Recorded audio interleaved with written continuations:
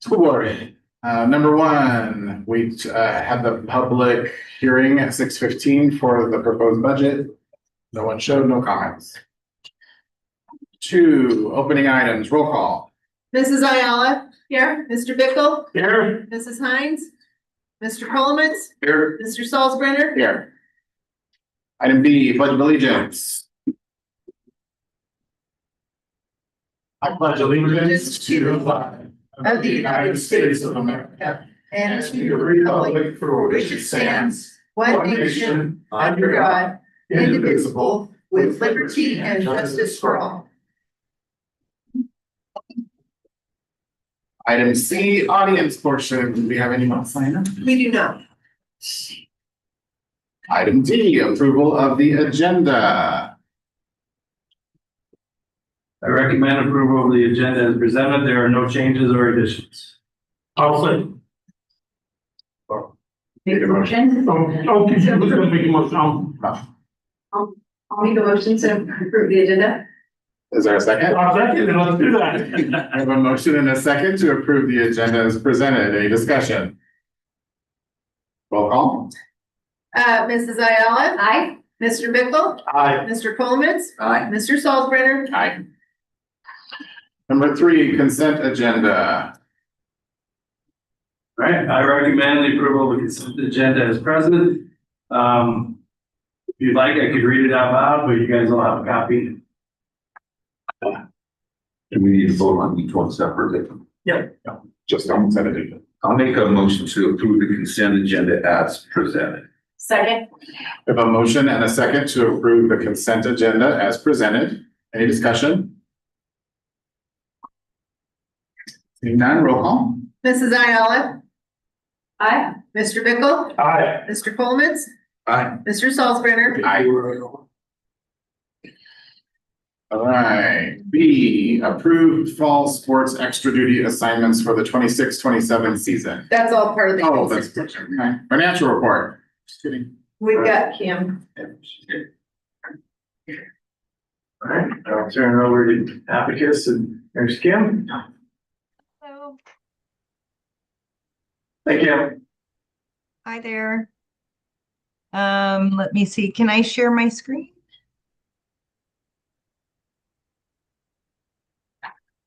Sarah's going to try and make it for the budget presentation, but she's in another board meeting currently as well.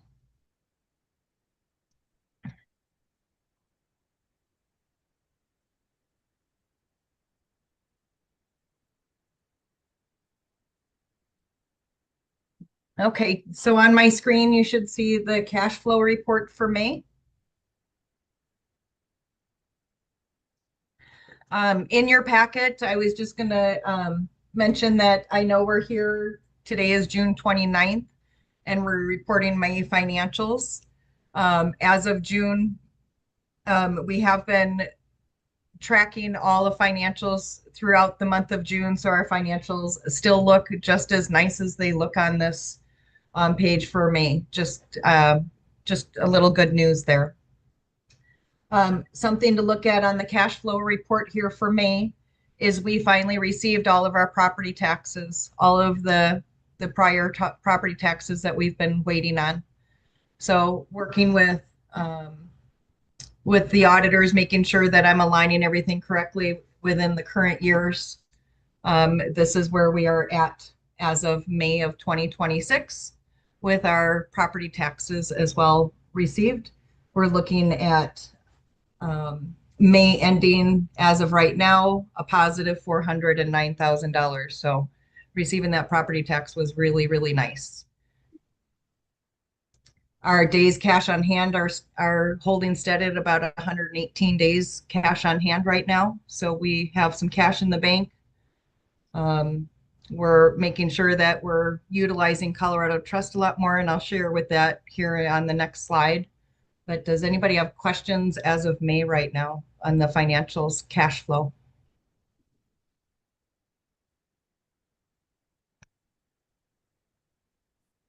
Okay, the next one that I wanted to show was the cash account.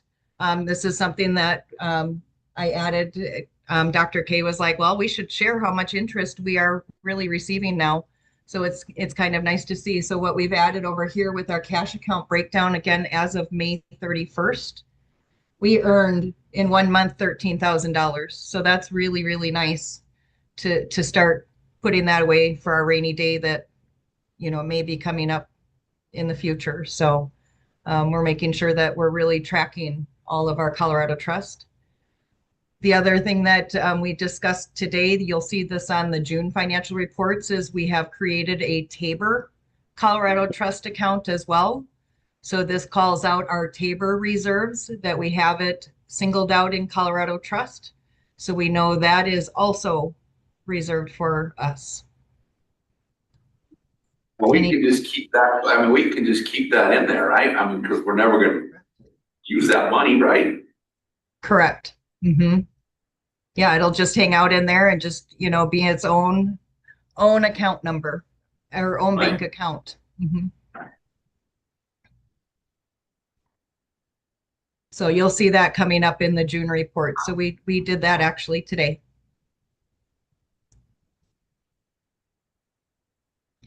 I didn't want to take too much time on the May financials, I should say. In your reports, you're going to also see the balance sheet. So including the balance sheet, you're going to see that we are starting to clean up accounts since we've received our property taxes. We're going through audit cleanup at this point.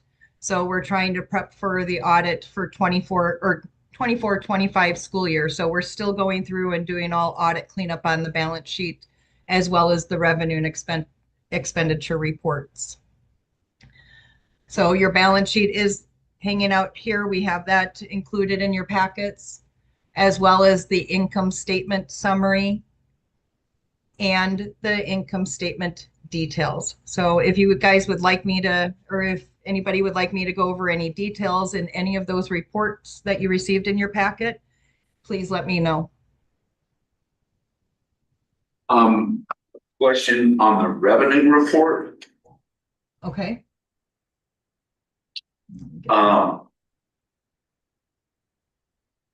The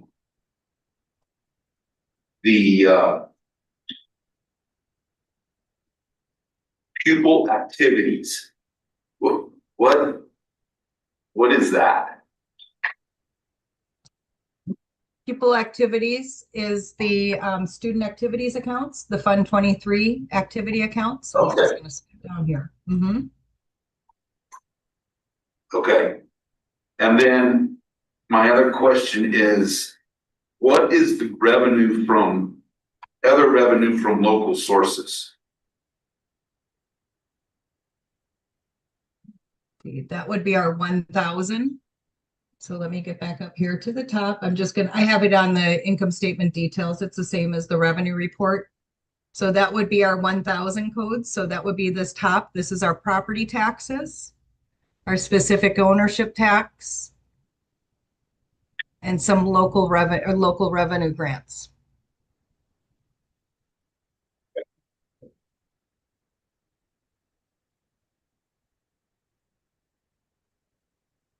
With that revenue one, the 400, it says we're at 50%. Are we still waiting on grants from the federal government? That is correct. Is that typical of the end of the year, or is that because of all the hectic and craziness going on in the government? There's been some challenges, I believe, with getting the budget and all of that aligned, but I believe Jared and Madison, Dr. K, if you want to speak up at all, but I believe they've worked on submitting some of the final submissions for those grant receivables. We will be putting those on the books for audit purposes, even if we have not received them as of tomorrow, but we will be recording them in June.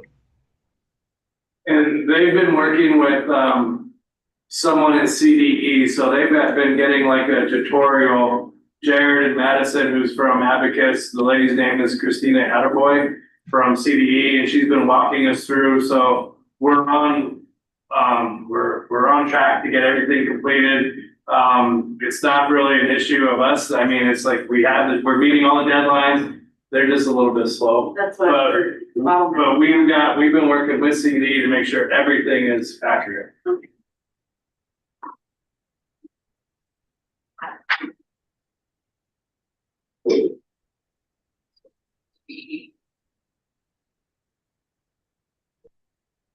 Any other questions?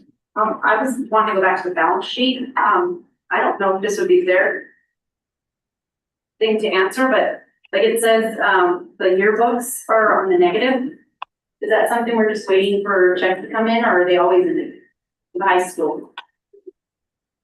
With the high school, yes. Go ahead, Dr. K. Oh, I was gonna say, I mean, you just had an email exchange about it today. Yeah. A lot of times that the expenses are sent out and it costs more. I mean, it's up to, I believe we're going to be having a meeting regarding your book and making sure that we're not running at a loss. But this current year, I believe they were running at a loss, and this is where the general fund will help subsidize some of those losses, or we could, just kind of, we have to have a meeting to figure out where are those, that the negative going to be recapped from? Are they going to have any more fundraising, any of those kind of things? Yearbook is always a tough one though, because you're guessing on how many yearbooks you're selling. And then everybody always wants to order the extras for the kids that didn't order them. And then if you order the extras, sometimes you get caught with them. A lot of the yearbook companies will take them back at not full refund, but they'll take them back. But everywhere I've been, the yearbooks it's not an exact science because you have to figure out how many to order, and how many are prepaid. And so we're going to work with Brenda and with Mrs. Woodyard and the high school staff to make sure that moving forward, we have a good plan to attack yearbooks. And on that thing, Pete, with the yearbooks above it, it says cash on hand. That was also in the negative, and also below that it says cash in bank was in the negative too. And what is that? Are those accounts that are like they're high school accounts? It looks like they don't. It says HS. No, those are great questions. So that's when we have interfund activity going on. And as of tomorrow, the interfund activity will be balanced as of June. So these negatives at that point will be corrected. That's when the general fund, if we received a credit card and we accidentally paid some of it through general fund, so there's interfund activity going on. So I just need to double check all of that activity. And like I said, that is on the agenda for tomorrow. Okay. And that was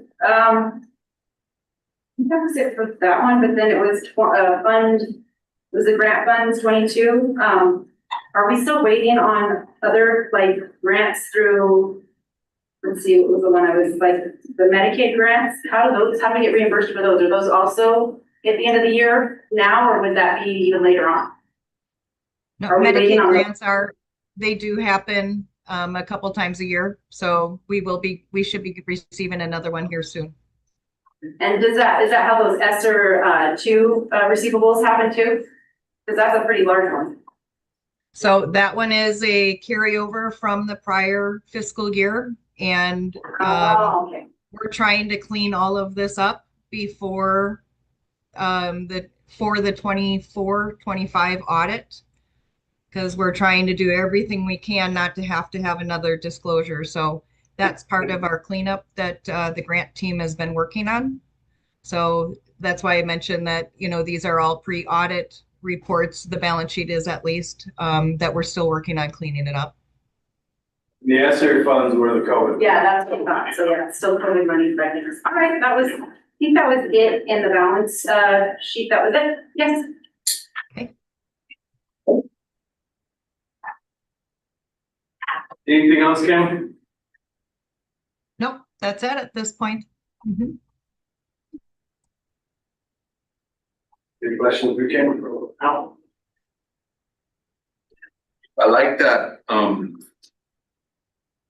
that, last document, the expense by object. I like that. helpful information.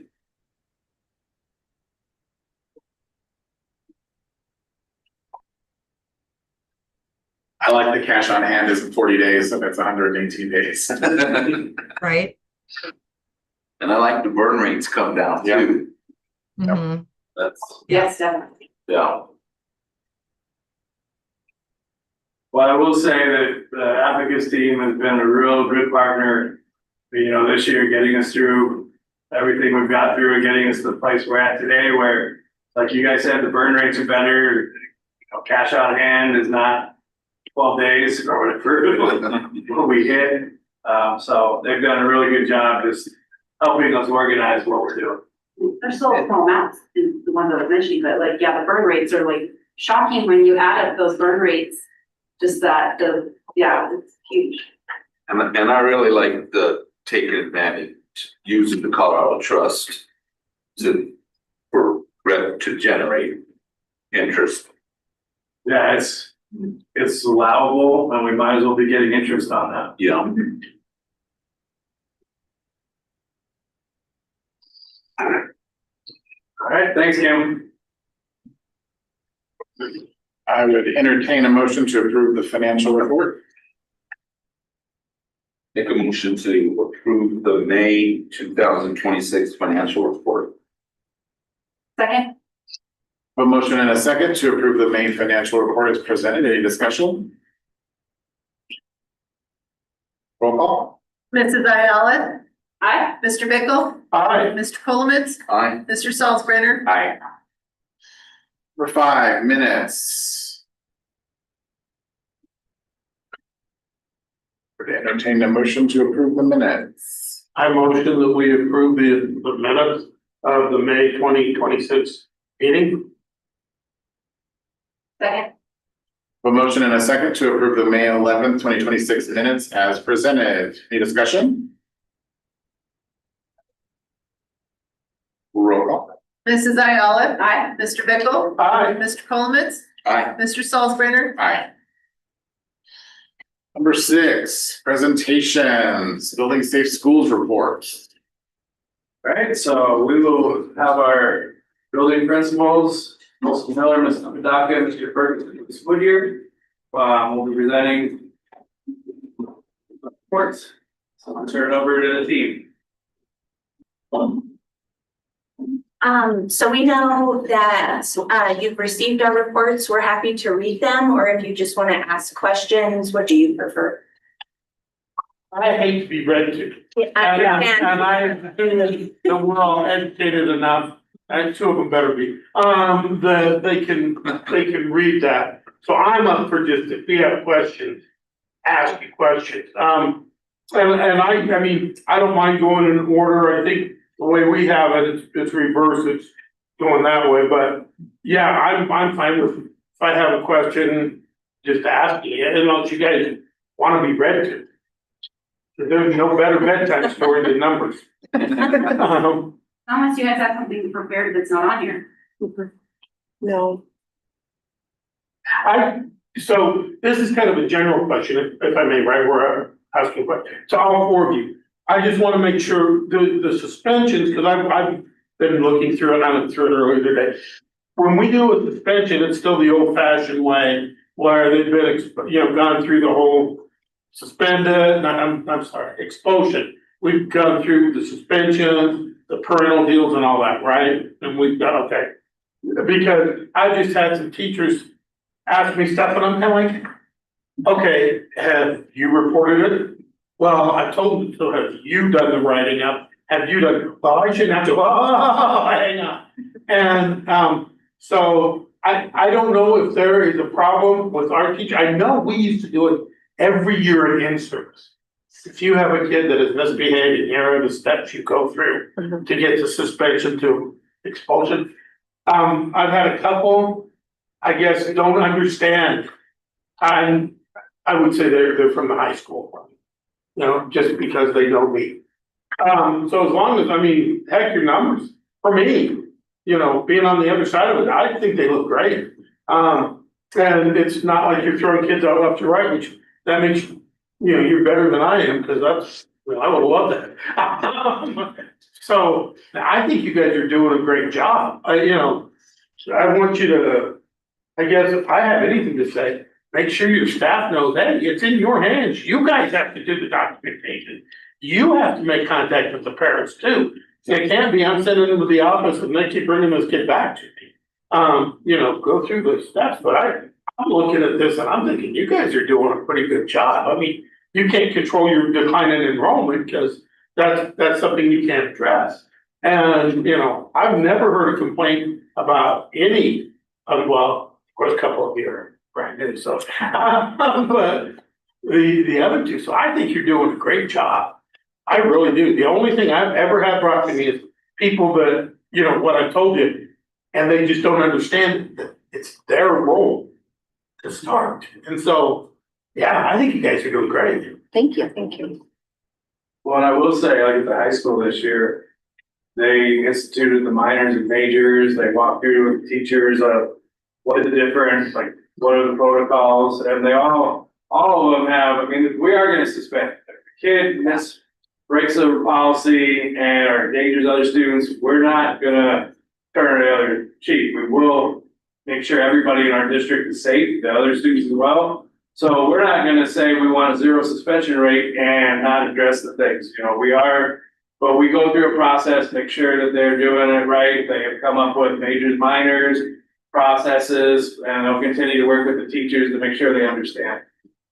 So does each building have your own suspension policies?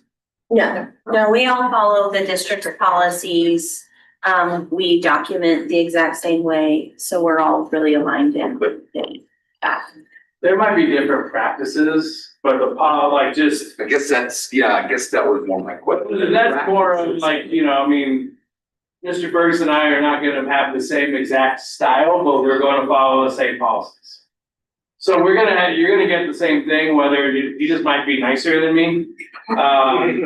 But, we are gonna be consistent. Like that is the big thing when we go for expulsions, but we haven't had one this year. Yeah. If we do, they ask that question.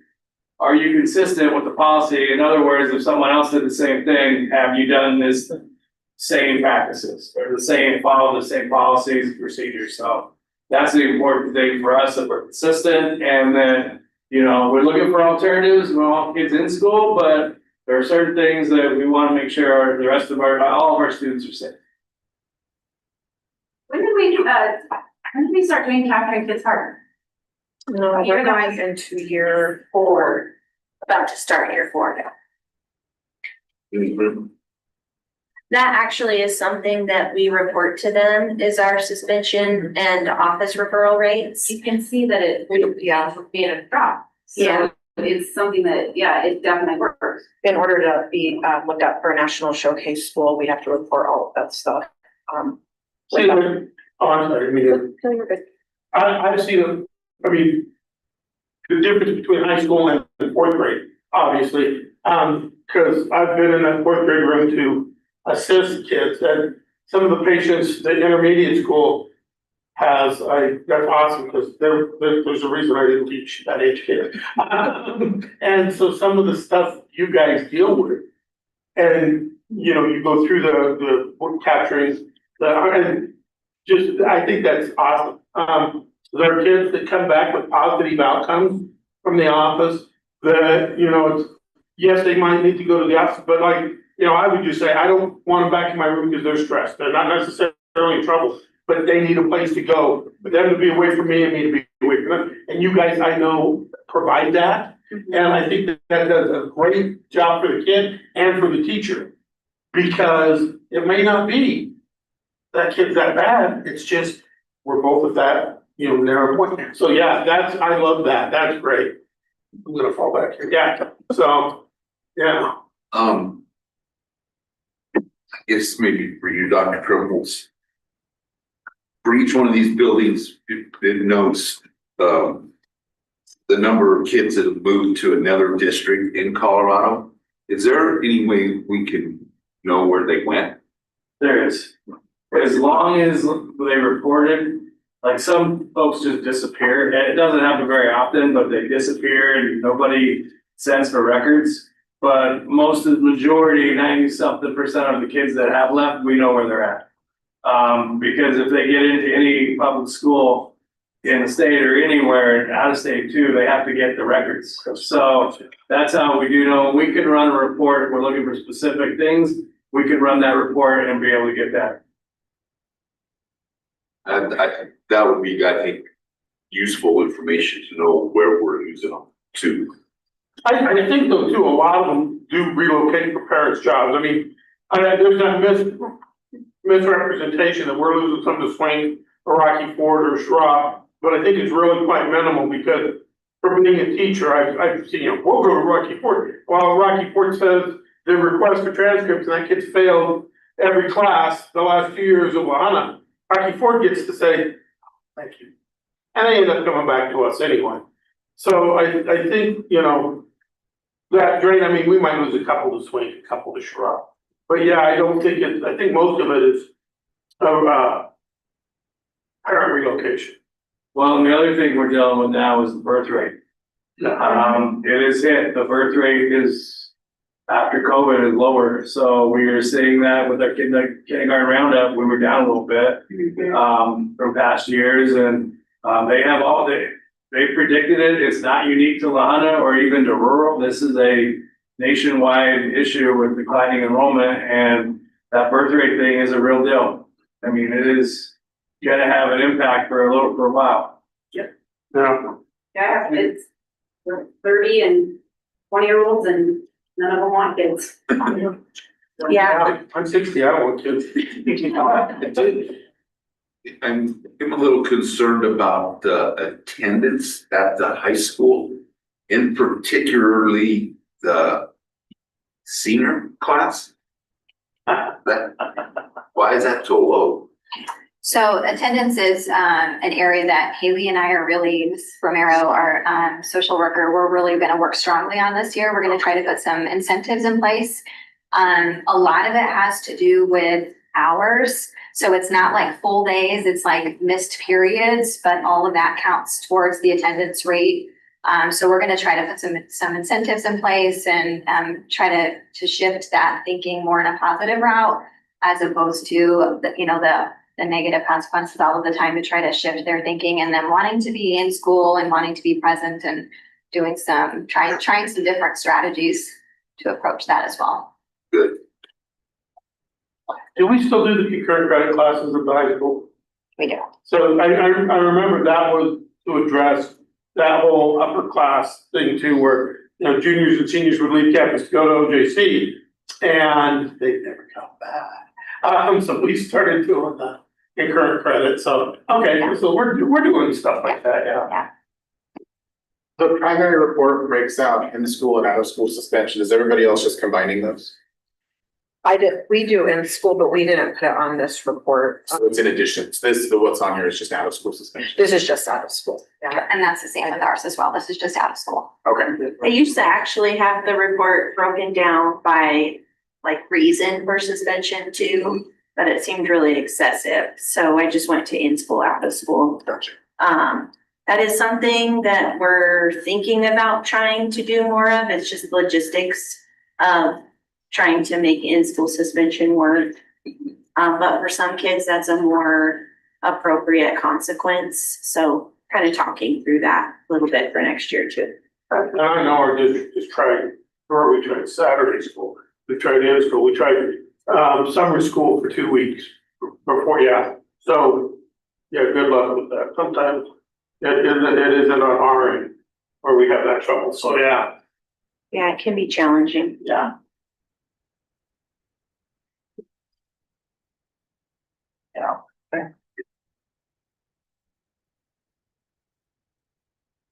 I mean, I really, to be honest, I've sat through, 30-some presentations of this as a teacher and that, and I think your numbers look good. After 32 years of teaching and then being on the board, I think your numbers look really good. So, Thank you. Thank you. yeah, good job.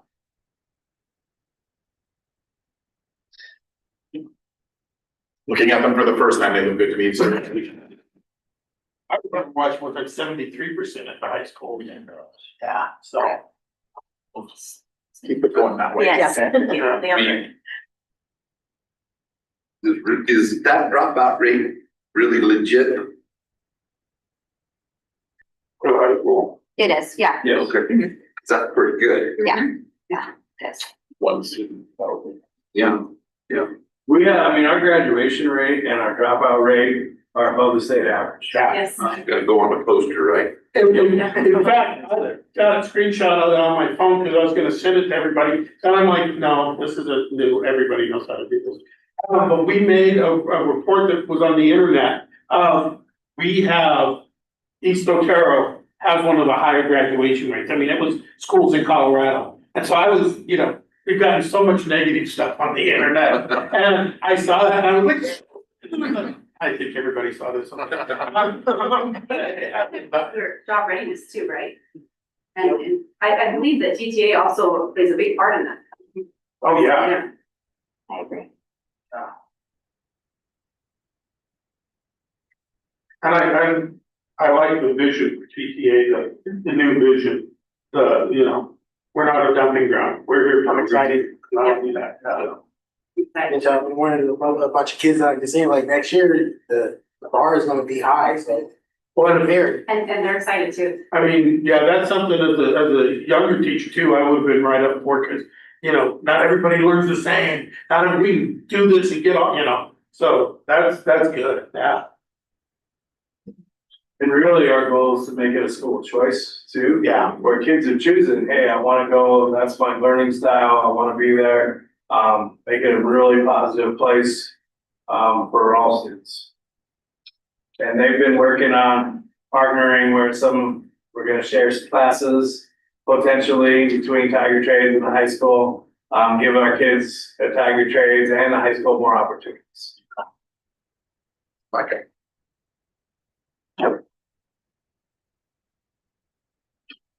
Any other questions? No, I think you guys are doing a great job. And, like I said, being a teacher in this district, that was one of the reasons I wanted to be on the school board is because I knew we could get back to, doing, I think you guys, looking at this report, we're doing well, hearing the plans with Dr. K, not for the basketball, Dr. K.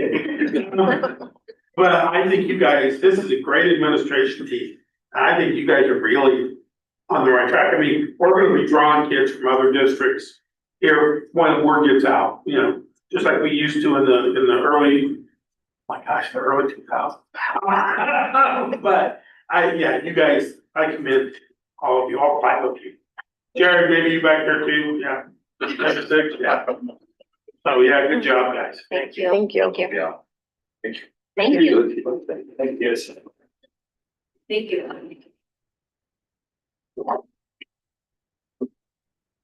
All right, number 7, attendance report recommendation.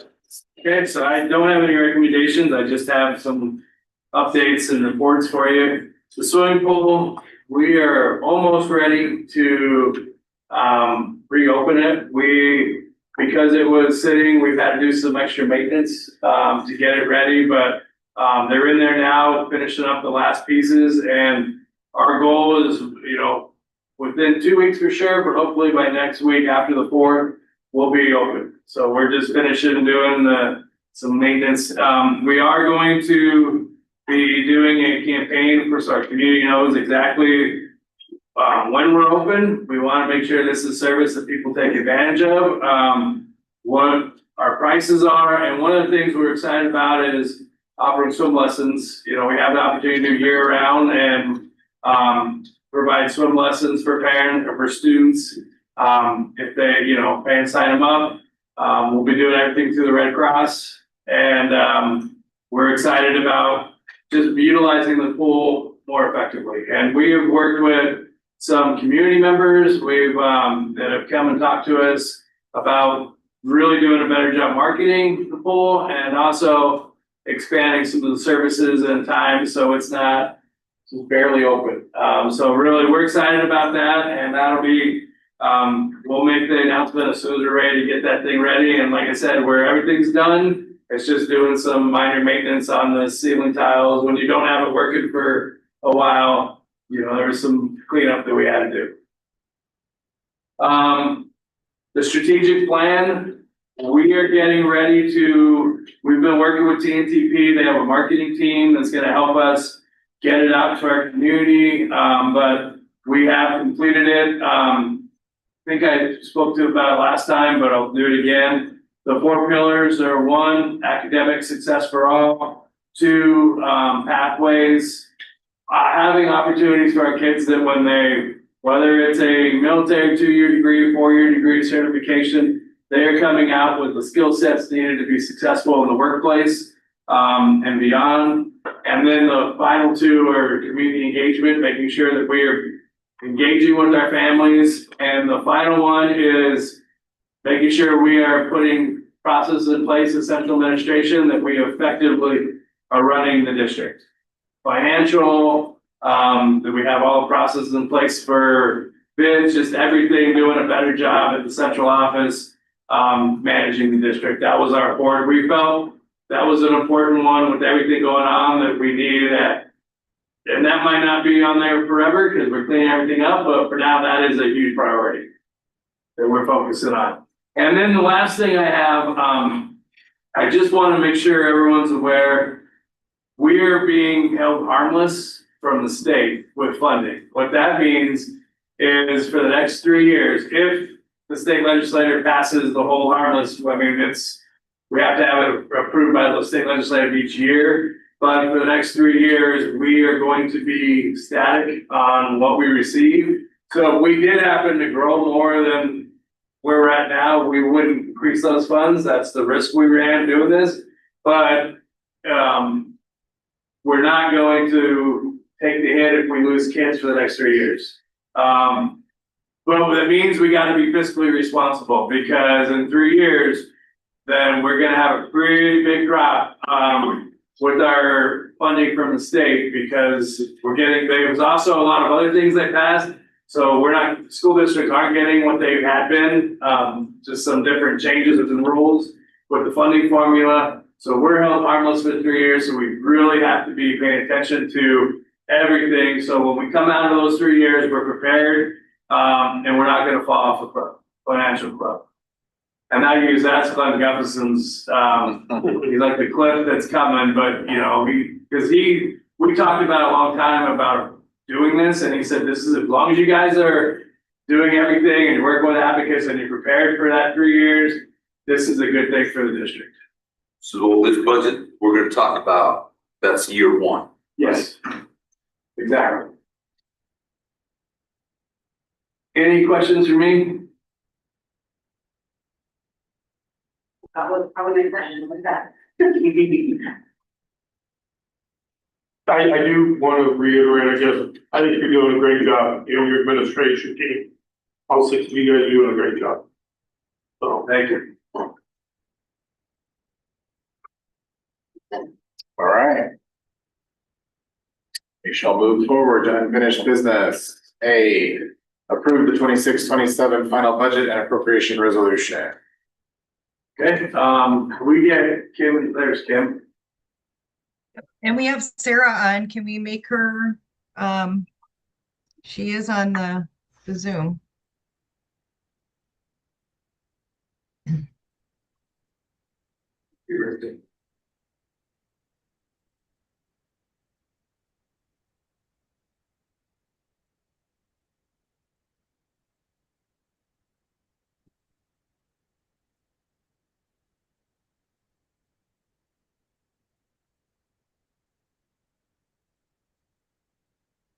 Yeah.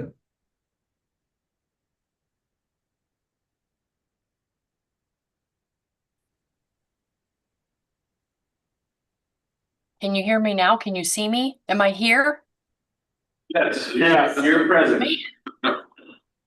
I was like, where am I? I don't feel like I'm in some portal somewhere, but how are you guys tonight? I'm sorry I missed the beginning of your meeting. I saw Dr. K do his presentation, and that was amazing. Dr. K, you did great.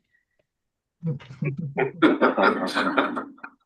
think so too. Yeah. So this evening, let's see, we have our 26-27 budget. And we just want to point out a couple of things that have changed from that first reading to now this reading that you guys are seeing this evening. And the change has happened in Fund 10, actually. So not to kind of scoot us around and fly through here. So I want to make sure that I'm providing any questions and getting you or you guys providing questions. I'm giving answers if you have any along the way. So Kim, if you just want to scoot us over to that Fund 10 summary, because this is where the change happens. So it should be the 5th page in your packet of The 5th the page. budget. I know that the page numbers, will work on the page numbers next year. My thought is to reach out to Glenn and ask him, what can we do about these page numbers? Because I know it's the CD template, so. So from the very first reading that we had, the surplus that we are projecting for the FY 26-27 budget originally showed 242,000. And the budget revised that we have this evening on that second reading shows that we actually have an increase of about $30,000, increased to $260,054. $260,054. The reason for that is we did have a salary adjustment that happened. And so that created, we removed the salary and then that increased the bottom line to go up. So again, it went from 242,000, it's now at 260. So other than that, all things remain the same. And like Dr. K just noted, because we are held harmless for the next 3 years, the district will not be seeing any increase in our overall funding when it comes to that state and local revenue areas. And so just want you guys to be aware that that is going to be what numbers we are now budgeting towards over these next couple of years as we go through this hold harmless phase.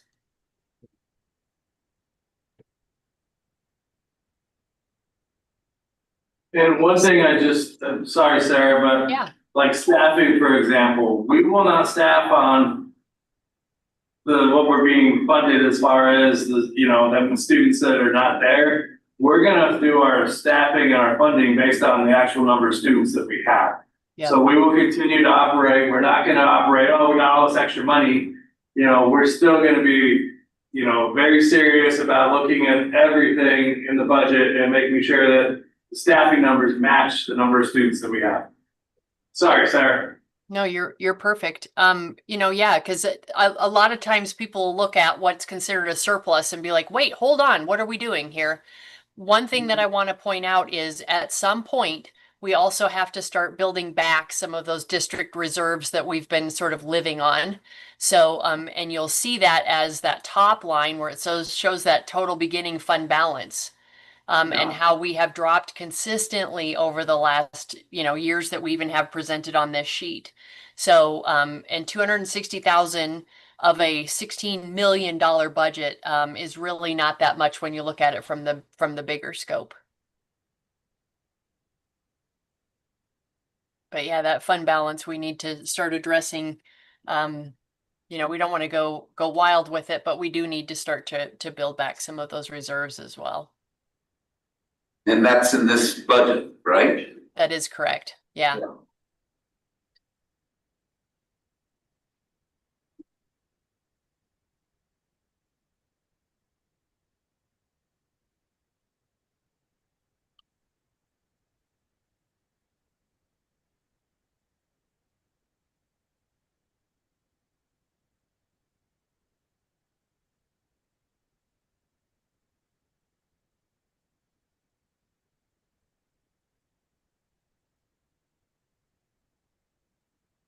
You guys with your long silent pause, you're freaking me out. Are we good? Are we questions? Give me some questions.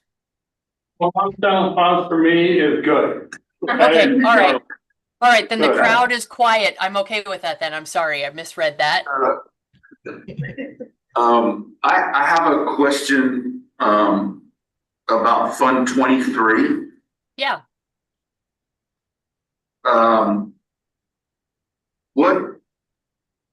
So walk me through that. I guess I'm confused about the bottom line. So I guess my question is, do we have $1 million for, what does that fund cover, I guess, is my question. Yeah. And Kim, this was something that was brought up actually when we were doing the first reading, is that that placeholder that we had put in of that 700,000. Right? That Shouldn't be there. what's skewing the report is that, you know, do we in fact have $700,000 hanging out in a bank account somewhere? And No. so because we don't have consistent audits, as Kim and I were building this report, we had put in that 700,000 as a beginning fund balance number. As just, and Kim, I can't remember, that was months ago now why we did that specific number. But as it presents, it looks like, yes, the student activities is coming in with a pretty good chunk of money already. Is that kind of what you're asking, Greg? Exactly. Yeah. So is that $1 million, is that really 300,000? Because you're taking out the 70 or 700,000? We would, and Kim, I don't want to put you on the spot. If you could just pull up a balance sheet. I'm good. I was just gonna say, let me go grab it because I just had it open for And the May just financials. just because I want to show you where what's the cash balance that student activities account really does have. Yeah, because it is different on the financial On the report. financials. Yep. Mhm.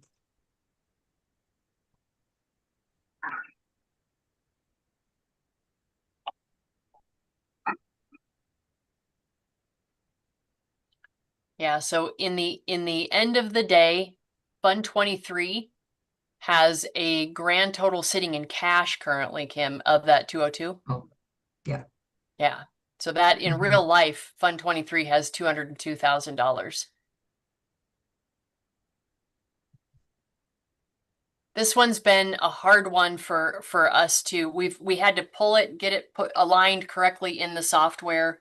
And then again, we're waiting for these audits to be concluded so we can correct what Fund 23's fund balance is.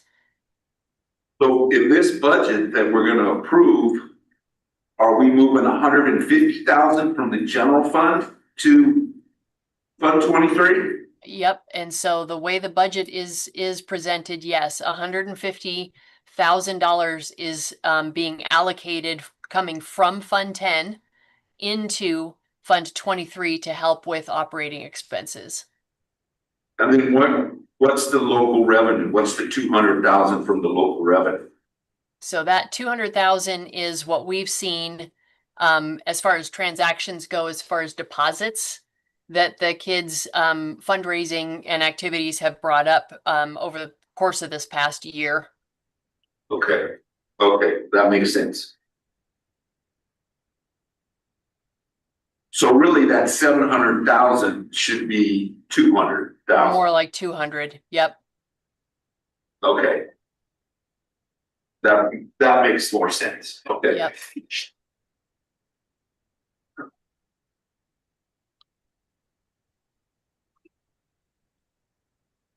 And I would say, and Sarah and Kim, the trickiest part with Fund 23 is they had their own, up until this year, their own software. So, I mean, which is not acceptable, but making those changes and going in, and then, you know, the audits coming, and that has been one of the delays with the audits, is just, it was really tricky, and they've done a lot of work trying to bring that over to the one accounting system, so it's one place to look and it's all accounted for. Because at the end of the day, we are responsible for all monies, and to not have that in a different software system just created some havoc. I don't know, Sarah, if you wanna. Yeah, it definitely created a lot of challenge when Kim and I first came in and started to try to get the books all squared away because of having yet another external software piece that was running all of these Fund 23 activity, transactions. And ultimately, kind of to piggyback on what Dr. K was saying, is that the district ultimately is on the hook and we're liable for these balances. And so what we had to do is make sure that we got them very, very accurate. And so, yeah, that was quite the lift to get it pulled over into the main set of software. So that way we're not trying to also manage an external third entity of software out there for us to combine in.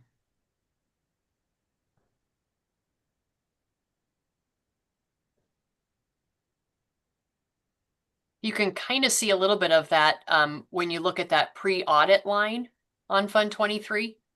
So it's that middle column. And again, it's as Kim and I were starting to build the books, we had no view on anything because again, all those transactions were hanging out over in a different software. So, you know, again, kind of like looking at the information that's provided to us up on this screen, you'll see like historically that Fund 23 has had, you know, $300,000 to $400,000 in revenue. And then all of a sudden we have this pre-audit number of 4,000. And again, it was because of this cleanup that we've had to do with Fund 23.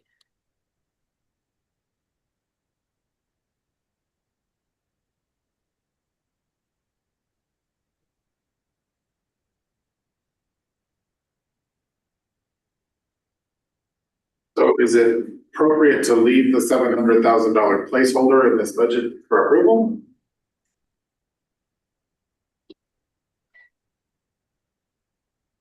The only spot that creates pause in me, to be totally honest with you, is the fact that at the very bottom, what it's saying is the total appropriation is your ending fund balance and your expenses.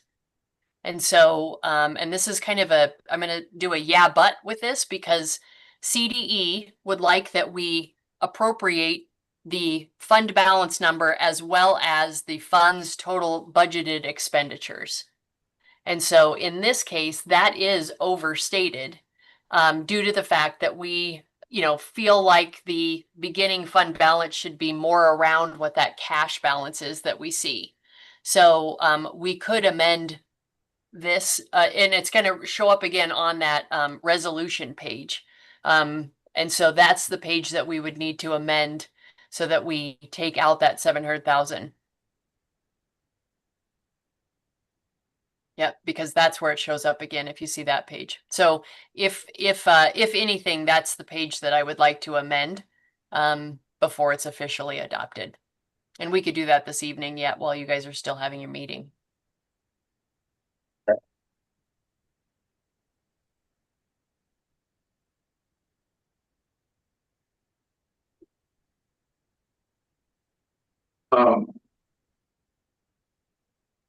Unless we're done, and we other has anything on 23, can we move to Fund 31?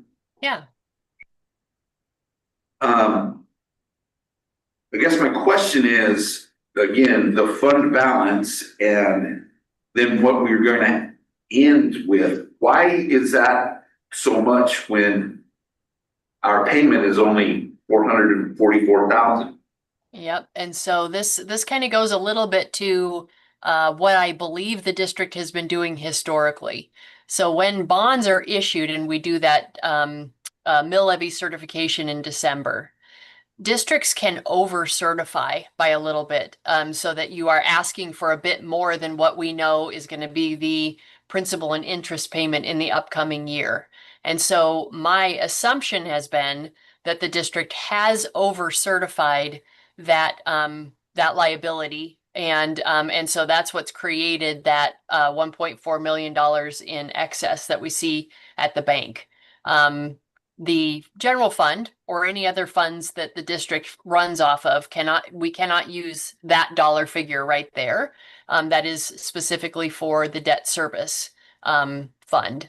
But as you can see too, with historicals, we were not able to figure out what is those beginning fund balances actually in Fund 31. Just had to sort of base it off of what we saw as far as cash goes. But yeah, our overall, I mean, our outstanding liability each year has been $400,000. So we technically have, what is that, 3 to 4 years worth of principal sitting as far as fund balance goes. Well, that doesn't make any sense to me. Yeah, that's another one that we've been hoping with Dimitri's help, we can figure out what amounts have been over certified year over year over year. Because the practice would be, at least it tells me that we should drop down that certification in December to be more in alignment with the actual need that we have of that principal and interest amount.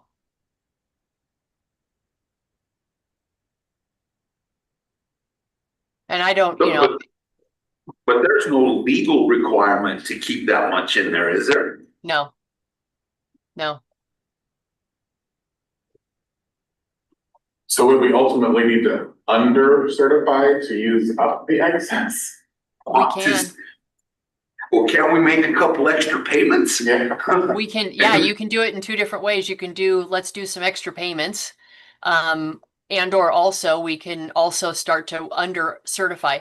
The one caveat that I will say to under certifying is that when the district goes out in many years or multiple years or 2 years down the road when we want to get another bond issued, it's a little bit harder on the taxpayer if we have under certified, because we would increase that base, that need on the taxpayer in order to increase the need that we would have on those new bond issuances.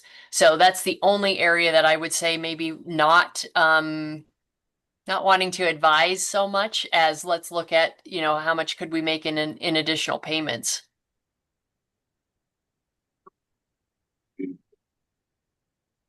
Yeah, because our tax base is, people would struggle with that. I mean, Yeah. you know, they're very, anyway, yeah.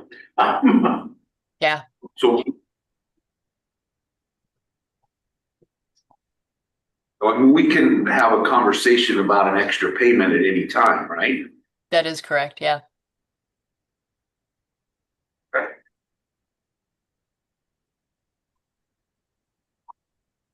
And if we did make an extra payment, it wouldn't affect this budget, right? That's correct. Or like, Yeah. kind of would, because the fund balance would be different. The fund balance would drop down. Yeah, that's the only thing that would be different on the budget itself, would be that we would be using fund balance to make an additional payment.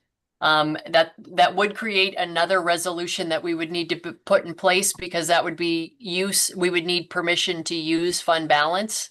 And so if that was the ask, we would have to put a resolution in place to have you guys approve that use of fund balance.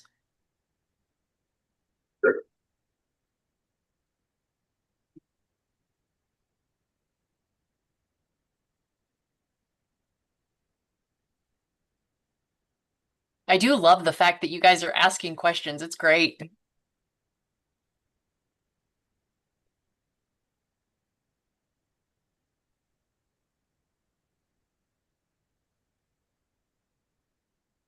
We go to, I just have one more question on Fund 43.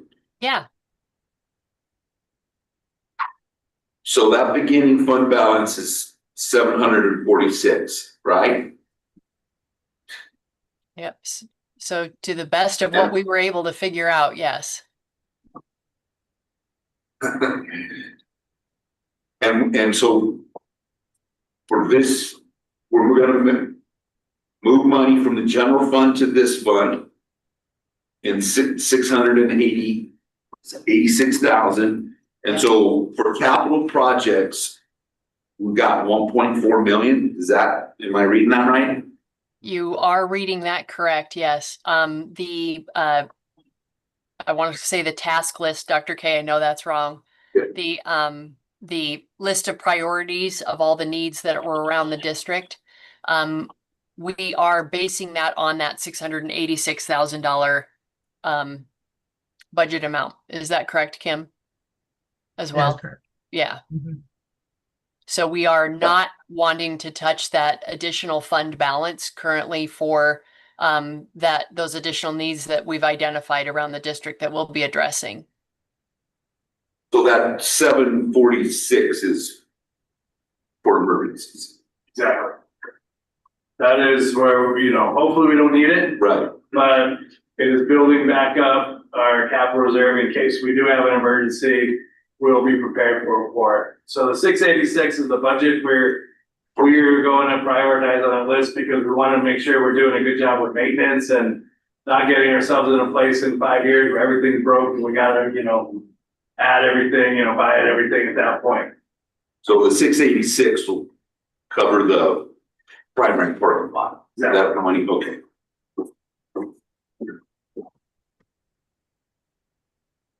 And we have gone through all the priority ones, twos, and that some of it might adjust. I mean, we'll bring it to you that up, but that 686 isn't adjusting. Yeah. Like the backhoe is a good example. Where we realized we don't need the backhoe and we had put in, so that means we just gotta look at, okay, we're gonna $75,000. We're planning for backhoe, but now we know we don't need it. So we will adjust and come to the board. Do you have a goal in mind to get that fund balance up to? No, I don't.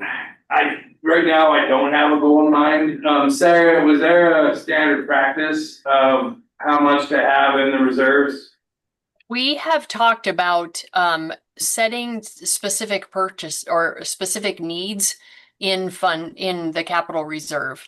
And what I mean by that is if we can look forward a few years and look and see that we definitely know we're going to need to put a new boiler in X building, and knowing what that price is going to be, we can set those, year over year transfer amounts that we can start to save for those future needs that we do know are coming down the track. So we've talked about doing something that's like a set amount of say $200,000 and $50,000 of that would go towards this boiler need. And we might have another X amount of thousands of dollars that goes for resurfacing the track or something like that. So that way we are increasing that fund balance for the use of future needs that are bigger priced items. We're still working on getting, what's that perfect balance of saving for the future and making sure we're using our dollars for our kids. So we don't want to have excess money there, but we want to have a good amount of savings that we're being responsible and we are thinking forward. And we could work on a number. We just haven't, with all the work we've done, we haven't sat and said, this is the amount we should be having in that account every year. Yeah, and again, we haven't been in a position where we could do any transfers because of, looking at the shape that Fund 10 has been in and its losses year over year. We just haven't been in the space where we could even discuss going forward and doing something as far as transfers to 43 for capital improvements. But that is a goal that we have.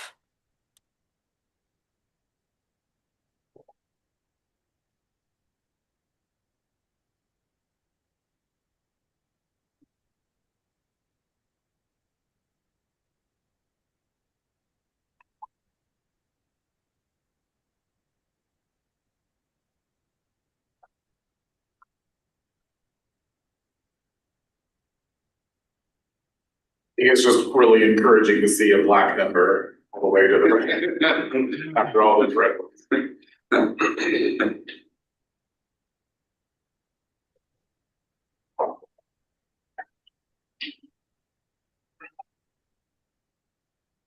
And I would say probably the thing most encouraging is we are proposing a balanced budget.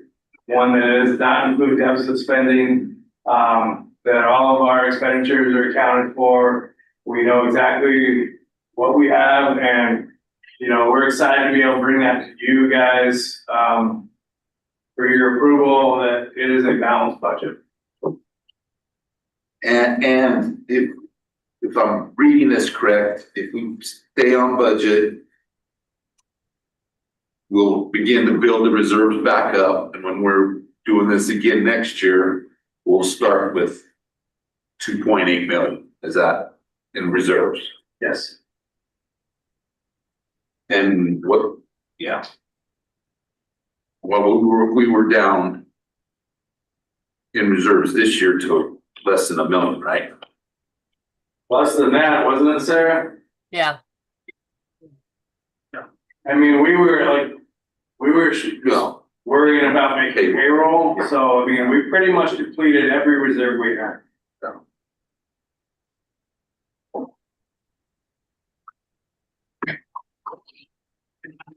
You can see that with the burn rate and.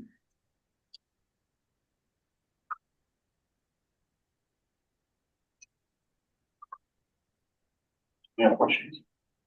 You got it? No. Any other questions? Oh, thanks. All right. Here's the right.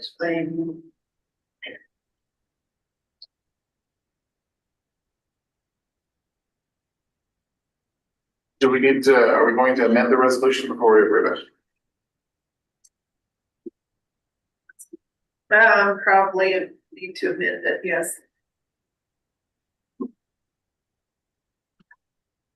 Should we hold that one till the end?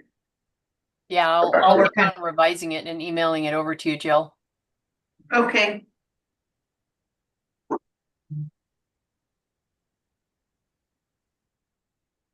Since they're gonna have it done meeting, you can approve the final budget and the amended appropriation resolution. Would you like to make that motion? Make a motion to approve the 2027 final budget and the appropriate amended budget resolution. All right. Good. Also, gonna, I have a motion and a second to approve the 2026-2027 final budget and amended appropriation resolution. Any discussion? I just want to say good job to Abacus and team. I mean, at the last meeting, I was joking with Jared and Richie about last year's budget. So this is a lot better. Oh, thank you. Yeah, again, just really glad it's not $1 million deficit budget, but it's a surplus budget. Even 200,000 will work.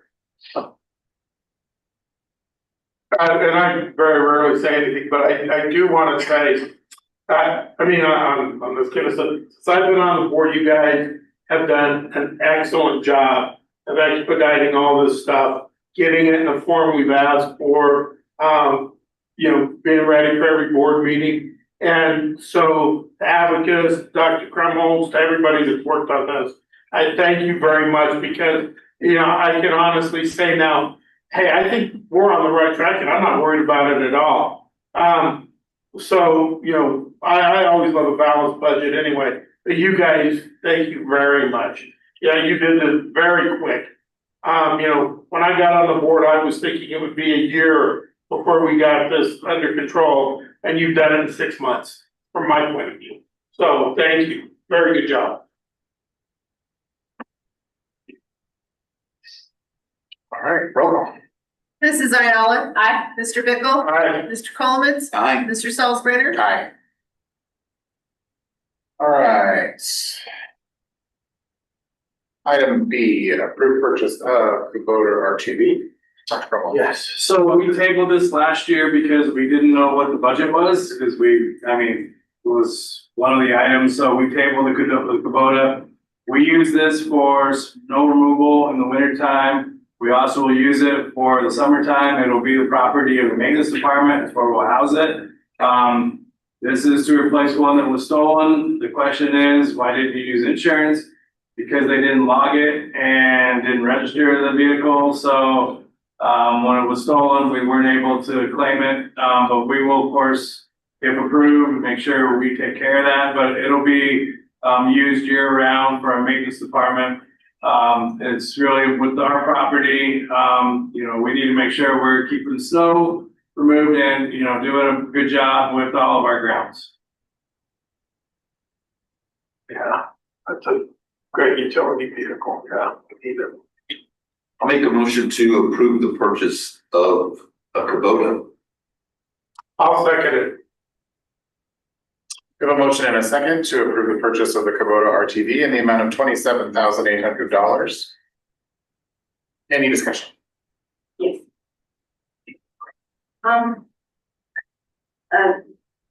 My opinion, this is a really, a lot of money for one piece. I know that we've had a little discussion that it is standard to have it as a diesel, but look at the new diesels and their standard, their new, engines, when you don't burn them and run them hard like buses, they do have, filter issues.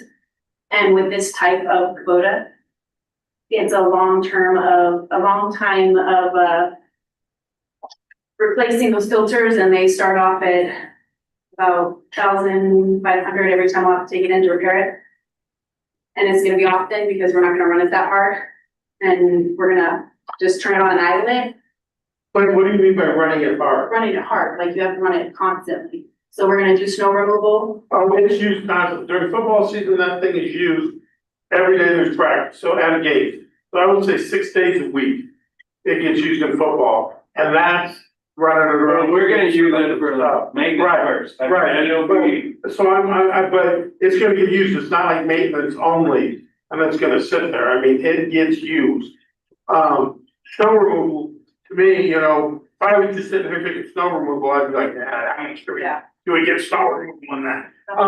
But no, I mean, is it gonna replace the Gator? That's what you're saying, right? the stone. Yeah, so it got used, I mean, as a utility vehicle. It was not just sitting there idling.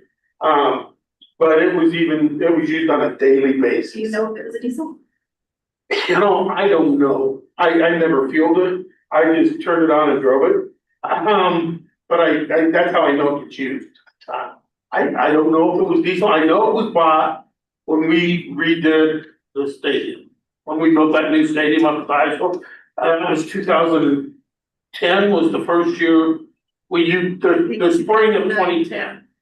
The spring of 2010. So I can't tell you what it was in the spring of 2010, but I will tell you it was used a great deal.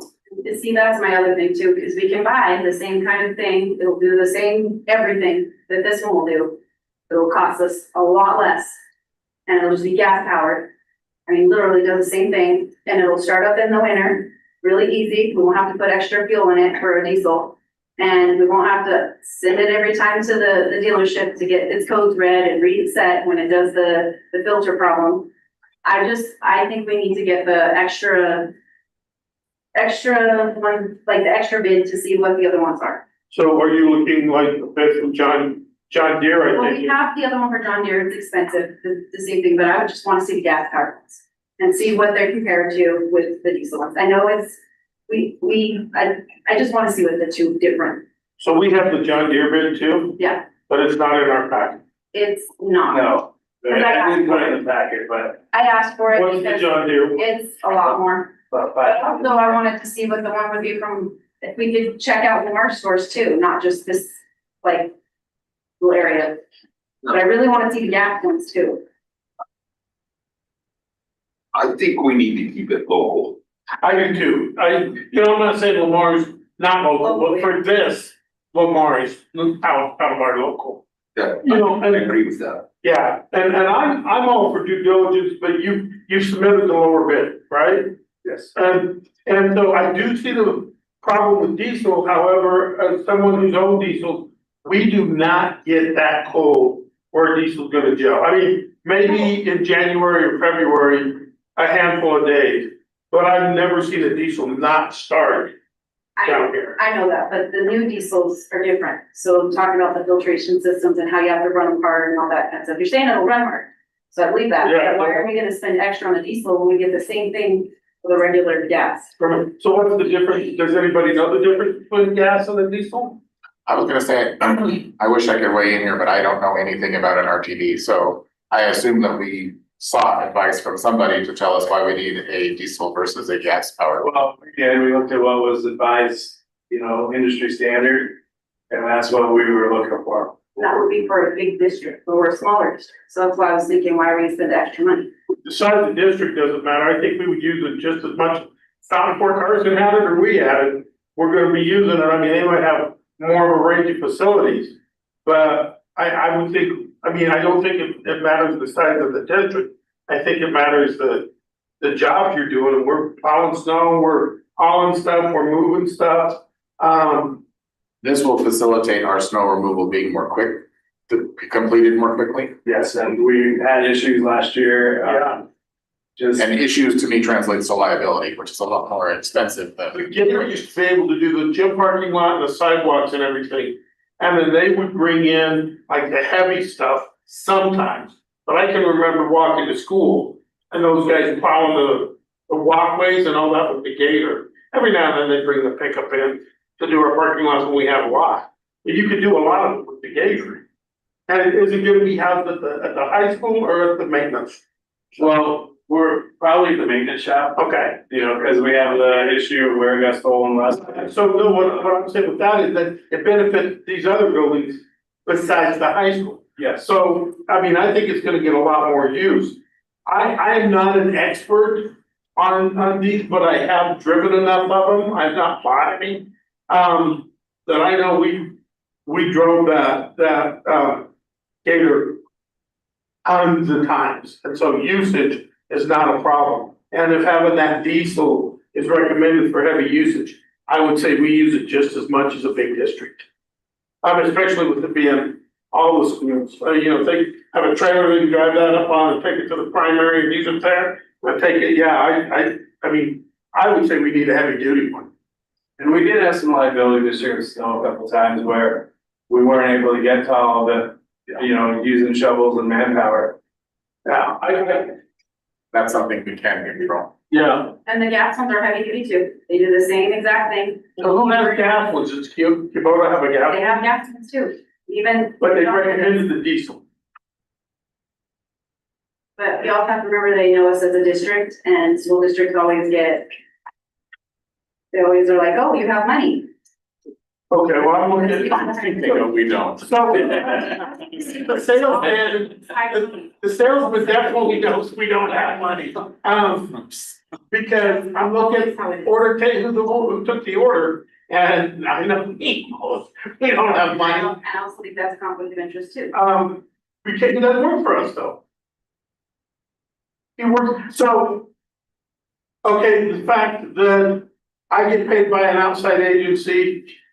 There's a conflict of interest that I'm here on this school board too. I mean, we're not going, he's not getting any money per se from this purchase. Well, I will just jump in and say that, you know, we follow the process with quotes. We're going to make sure that we always get not just one quote, but we're gonna go out and quote everything. And we'll continue to do that.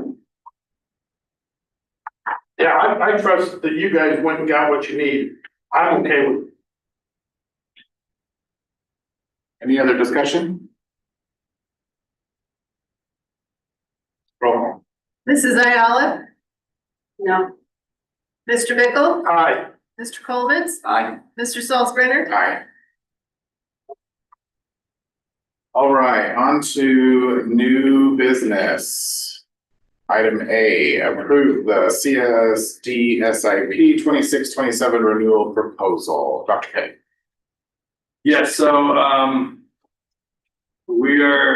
it's the amount that they're asking is $465,671. This is $57,000 less than what we paid last year. There was a decrease of $964 due to the policy attached because a bus was sold, so we did sell some items, but we also didn't have a lot of claims. So the fact that we didn't have a lot of claims was able to get us a better quote on what we have to pay for our insurance.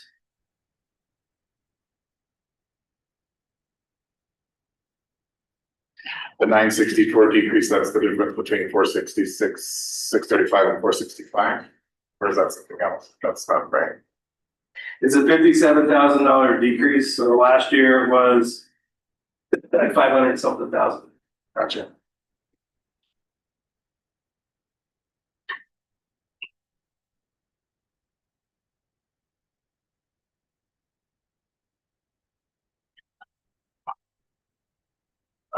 Okay, any other questions for that?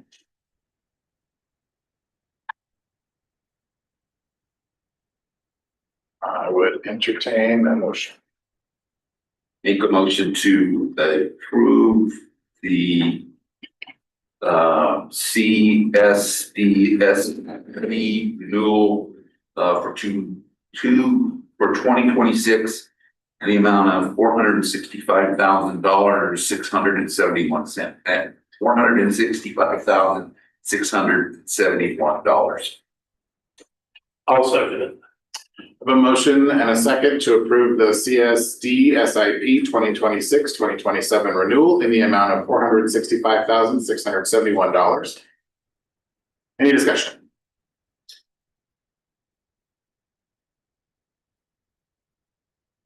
Seeing none, roll call. Mrs. Ayala, Aye. Mr. Bickle, Aye. Mr. Coleman, Aye. Mr. Salzburner. Aye.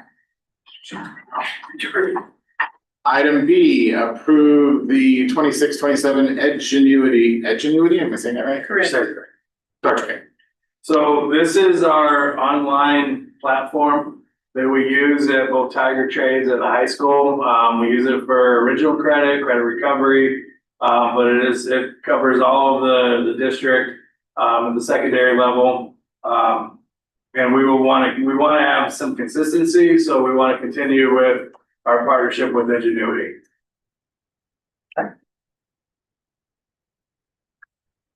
I would entertain a motion. I'll make a motion to approve the Ingenuity 26-27 renewal in the amount of $49,752. Second. Second.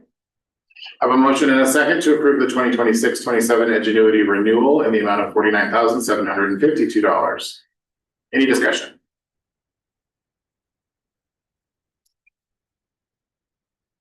I guess I just want to be, we're approving all these expenditures, not because we're flush with money, but because it's the start of a fiscal year, right? Yes. Okay. Yeah, we're not going on a spending spree. This is things we gotta do every year. Yeah. Thank you for clarifying. Anything else? All right, roll call. Mrs. Ayala, Aye. Mr. Coleman, Aye. Mr. Salzburner. Aye. Item C, approve the Go Guardian renewal, Dr. K. So this is our content filter and monitoring software for students. We use it at district level to make sure that our students and our staff are using the internet effectively. So this is the quote for Go Guardian. Entertain a motion? Make a motion for a Go Guardian renewal quote for 2026. Second. There's a motion and a second to approve the Go Guardian renewal in the amount of $34,875. Any discussion?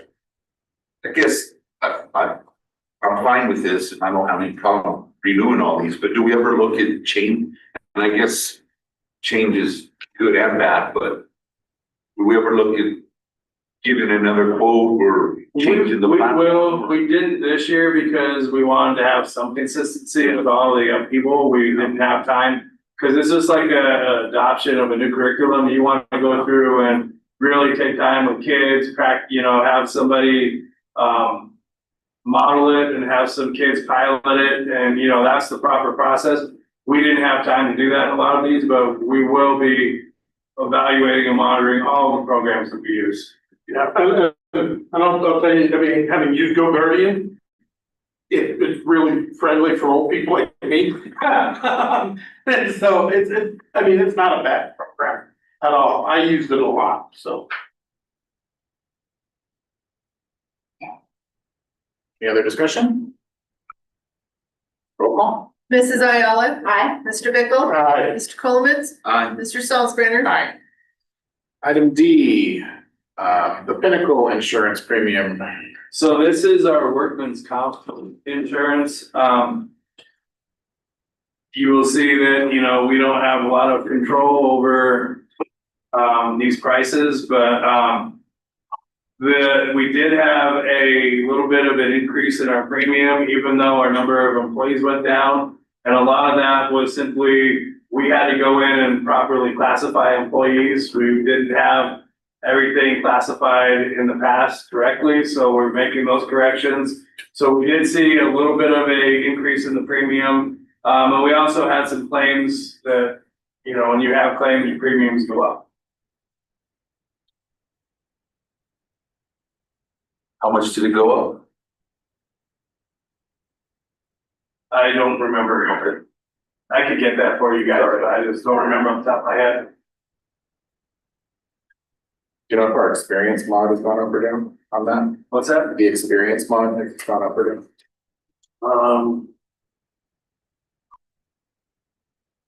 I honestly am not sure. Richie's leading this, and Richie is, I should have said this, he's at a conference for insurance right now and HR, so that's why he's not here tonight. But I don't have enough expertise to answer that question. Okay. I would entertain a motion. I make a motion that we accept the Pinnacle quote for 2026. Second. We have a motion and a second to approve the Pinnacle insurance premium in the amount of $151,648. Any discussion?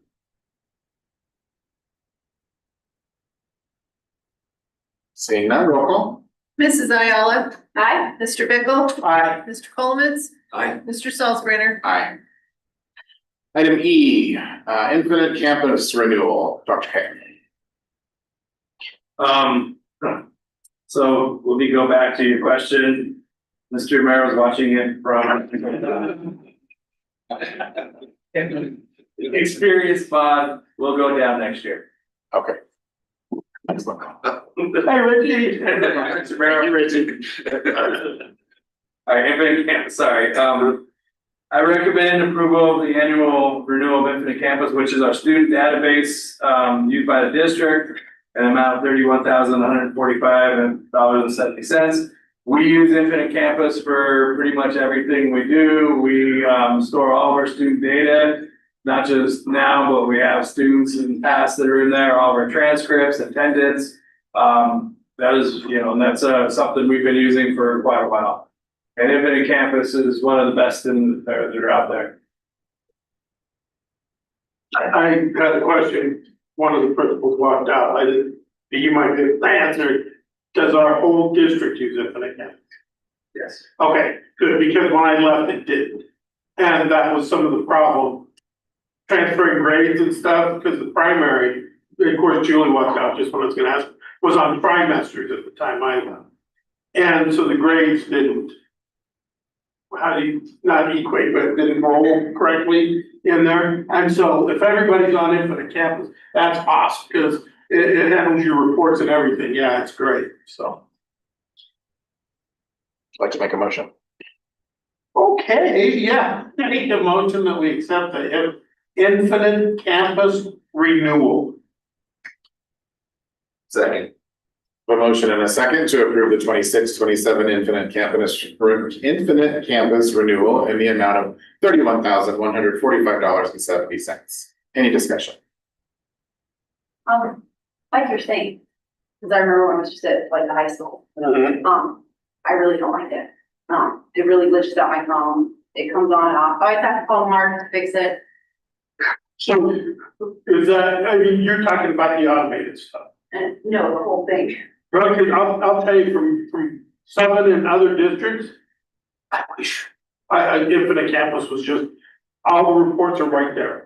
I could generate my F list, my DF list, my whatever list, you know, I wanted to. I could do automated calls, but I also made personal phone calls. Because I wasn't a fan of the automated, I hate when your voice tells you, your kid is staying after school. But for snow days, school closed, I still get those. So I mean, I think Infinite Campus is really good on that side.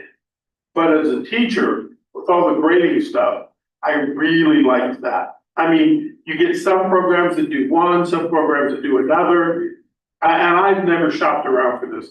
but Infinite Campus does everything. I mean, I've never had to glitch my phone. It's been mine all the time, and I don't get what you're doing. I don't get the. I don't use it on my phone because the phone version is a little wonky. It is. But the computer version is, Yeah, I don't know, are you using the app? Yeah, Oh, yeah, I don't use the app, yeah. I never have. I did it where even when I took attendance in PE, it came right up. I would go through, not desktop anymore, but it's like your web browser, Google, and go to the Infinite Campus, log in that way and bring it up. And I can take attendance right there. I didn't have to have my computer for my phone. It was. their main system is way better than their. And I Yeah. can say from the person sending out transcripts over the summer, it's very handy to have all the past years. Yeah, I mean, from somebody that's used it, yeah, I can see as a parent only seeing so what are side of it. and you said you could make calls with it? I could set up my F list to where it would do automated call, just like you're talking, how it glitches out your phone, and I would dial whatever number we had on hand and say, your student has a failing grade in world history. I'd give my name, Mr. Bickle. If you have any questions, here's his contact number. Snow days, we Snow go to the AC to contact all of our family. Basketball's been canceled for tomorrow night, or tonight, yeah. Yeah, I mean, Cause there are some other ones I've seen at, one of the other districts, which she was telling me because of how glitchy mine was, and I was explaining one night leaving a BOCES meeting. And they use a different one, and it records all conversations, all text messages, everything, so like, you know how sometimes you have a parent issue and a teacher saying something, nothing can be taken out of context, solves a lot of their problems. And like I say, I don't get messages, it goes back and looks and it sees if you've seen it and all that kind of stuff. I kind of like that one, because we still have to have messages through the intermediate school, because like, I can't use it on my phone. So I was looking at that one, I thought it was really interesting. I think it's a little cheaper than this one too, but I mean, I would still use this one, but even thinking of all the other ones we use through all the other schools to just communicate with our teachers. what is it? I can't even remember what she texted me to see what it is, but something in the future to think about. Yeah. Like, still need this because you said transcripts, I mean, that's awesome, and you said it's great online. But like something for the future, we can all communicate, all schools, and they've done it, it's Rocky Ford, wherever it is that Rocky Ford uses, As long as they it love it. does their grades and stuff, because I'm on a campus, I can do my grades, I can do all that. Well, I can tell you, it would take we'd have to really be looking at it, because the amount of work to move everything from IC, from Infinite Campus to a new system to teach everybody. Teaching, yeah. You have to have a process of looking at it. So this is great for you guys, but like for parents, it's hard to communicate.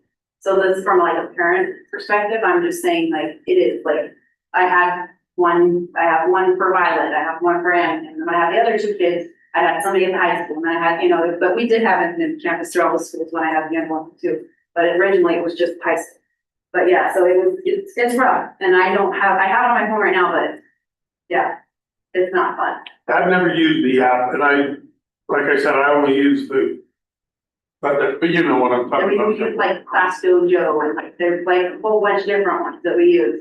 Like each teacher uses a different one sometimes, but it's the intermediate. This isn't designed. Yeah. It's not designed for, This other one does all that, I yeah, like think. there's teacher Yeah. communication, that's something different, that's like Messenger, there's all kinds of different programs. This is our student database, and we have to make sure we have a very effective student I think database. it does all that, it has to be, and that's where they picked up at, so. But if I need more information about it, but I say go with this one still, I'm just saying that there's another option out there that was just a little bit more user friendly for parents and everybody else. But yeah, Well, and it seems like, I mean, with all of these, we can look at yeah. something- competitors or Yeah. alternate options for next year too. This is a good opportunity to do that for next year. Yeah, And When I- prepare for that transition. When everything isn't on fire. yeah. Next year, it's gonna be so. Yes, there's no fire, exactly. Any other discussion? Seeing none, roll call. Mrs. Ayala, Aye. Mr. Bickle, Aye. Mr. Coleman, Aye. Mr. Salzbrenner. Aye. Item F, approve the final site renewal. So this is our website provider. I will say that our website. It's not the final site that has the issue, it's us as the user, we gotta do a better job of utilizing the tools on there, but it is a pretty decent website. We just have to do a better job of communicating and leveraging that website as a communication piece. And it's one of our priorities with the strategic plan of doing a better job. Social media, but also making sure we're doing a better job just updating and so it's live and interactive. So I will say that it's the issue we have with the website is user issues, not the actual website. You ready for motion? I am. I make a motion that we approve the 2026-2027 final site renewal. Second. A motion and a second to approve the 2026-27 final site renewal in the amount of $15,840. Any discussion? Thank you for seeing that, because I wasn't sure what to put. All right, seeing none, roll call. Mrs. Ayala. Aye. Mr. Bickle. No, I'm just checking. Mr. Colovitz. Aye. Mr. Salzbrunner. Aye. Item G, NWEA renewal, Dr. K. This is the most boring spending spree of all time. So this is our Northwest Evaluation Association. This is what we use to collect data. So our students take the NWA and it gives us, it's used as a predictor. So we're able to kind of gauge where our students are. Been using it for a while. We use it for Tiger trades. We use our NWA data as the alternative education center. We're able to use some different ways to report out and to show our progress. But this is our system that we use for all of our benchmarking, all of our testing. All right, I'll entertain a motion. I motion that we approve the 2026, getting all pie structured, and NWEA funding. Second. A motion and a second to approve the 2026-2027 Northwest Evaluation Association renewal in the amount of $18,462.50. Any discussion? And this is the district though, right? I mean, for the whole district. Yeah, okay, just want to make sure. Any other discussion? Roll call. Mrs. Ayala. Aye. Mr. Bickle. Aye. Mr. Colovitz. Aye. Mr. Salzbrunner. Aye. Item H, approve the clear consulting quote, Dr. K. So every 3 years, we are required to have asbestos inspection. This is the last one we had was in 2023, so we're due for it. This is a requirement and the cost is $15,500. Who makes the requirement? The state. Then what do we do with the information? We obviously, if we don't pass, then we have to figure out what we're doing with the asbestos. Remember what those ceilings looked like when you were in high school? They're still like that. I know. Is there a proactive, do we have to submit our reporting to them or do we have to do the reports, have them on file if they come asking for them? Well, if there's certain things that we triggered, then we have to make those corrections. And is this in all of our buildings? Yes. Is this including chromium? All of our assets, so yes.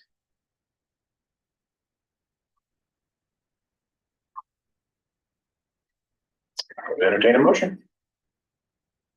Make a motion to approve the clear consulting quote in the amount of $15,500. I second. A motion and a second to approve the quote from Clear Consulting for our triennial asbestos inspection in the amount of $15,500. Any discussion? Seeing none, roll call. Mrs. Ayala. Aye. Mr. Bickle. Aye. Mr. Colovitz. Aye. Mr. Salzbrunner. Aye. Letter I, approve the revised exhibit GDBA-E-1 and revised regulation KLG-R. First revised final reading, Dr. Kane.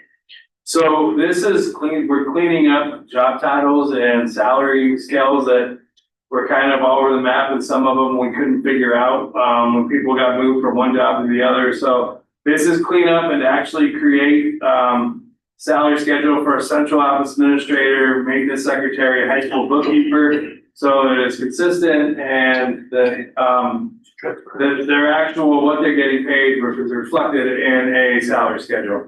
The second one is the paraprofessional salary schedule. We currently have a 3-lane system for paraprofessionals where one-on-ones, get on level 3. We want to eliminate that and just have one para salary schedule. It is kind of a nightmare, and sometimes the principals will make a decision, oh, we're going to move you to a one-on-one, and you might have somebody who's working on a one-on-one but getting paid a different rate than someone who was on a one-on-one got moved over. So we just want to have it clean, have one consistent salary schedule for paraprofessionals.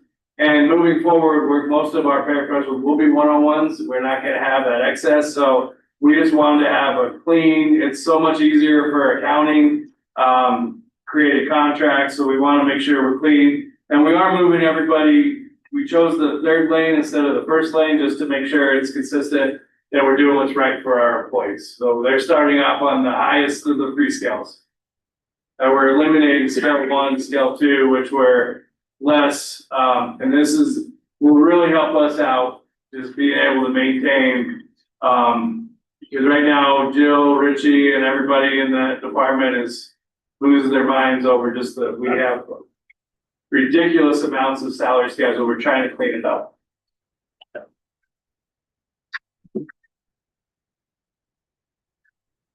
Should this have be 2 separate actions? Or one that has both, because the action just has the first one? One, because these, an exhibit in a regulation only need 1 reading. So since they both just need 1 reading, But both should be included, both what's listed, the GDBA Yes. and the KLGR? Yeah. All right. Entertain a motion, good luck. I make a motion to approve revised exhibit GDBA-E-1 and revised regulation KLG-R.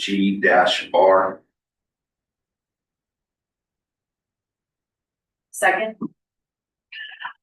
All right, we have a motion and a second to approve revised exhibit GDBA-E-1 and regulation KLG-R. First reading as presented. Any discussion? I just want to say, nice job, getting it all up there, it's transparent, there's no guesswork reading it, so, nice job.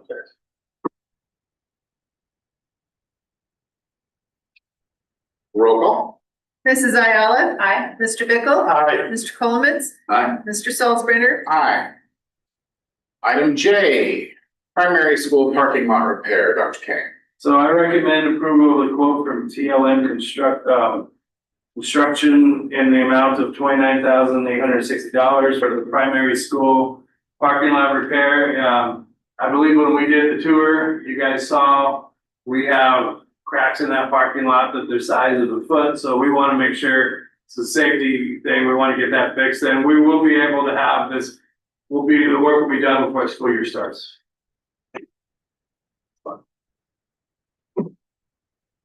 You have a motion? Yes, please. I make a motion that we accept the TLM Constructor primary parking lot repair bid.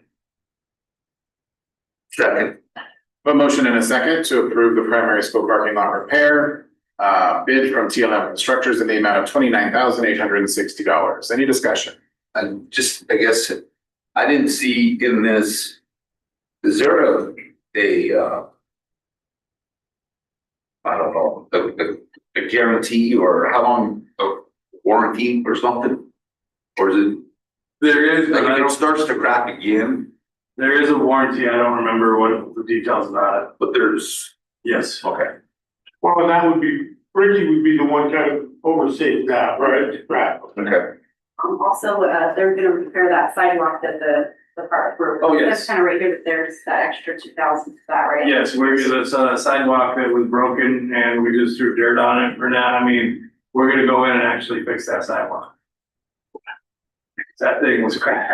Yeah, and TLM's the original one that did all the cement work for that school, and that's all held up, so they know what they're doing. Good. Any other discussion? Roll call. Mrs. Ayala, Aye. Mr. Bickle, Aye. Aye. Mr. Colomans, Aye. Mr. Salzburner. Aye. Item K, certified staff employment renewal resolution 2026-2C, Dr. K. Yes, this resolution is specifically for, one of our critical shortage teachers. So one of our teachers is retired, and a math teacher. Because we didn't originally have it on when we did all the certified staff, we had to do the resolution plus with critical shortage. We got to make sure that it gets, we already are approved for critical shortage, but we will be hiring him out of the critical shortage. And staying within the budget, it's not going to increase our staff.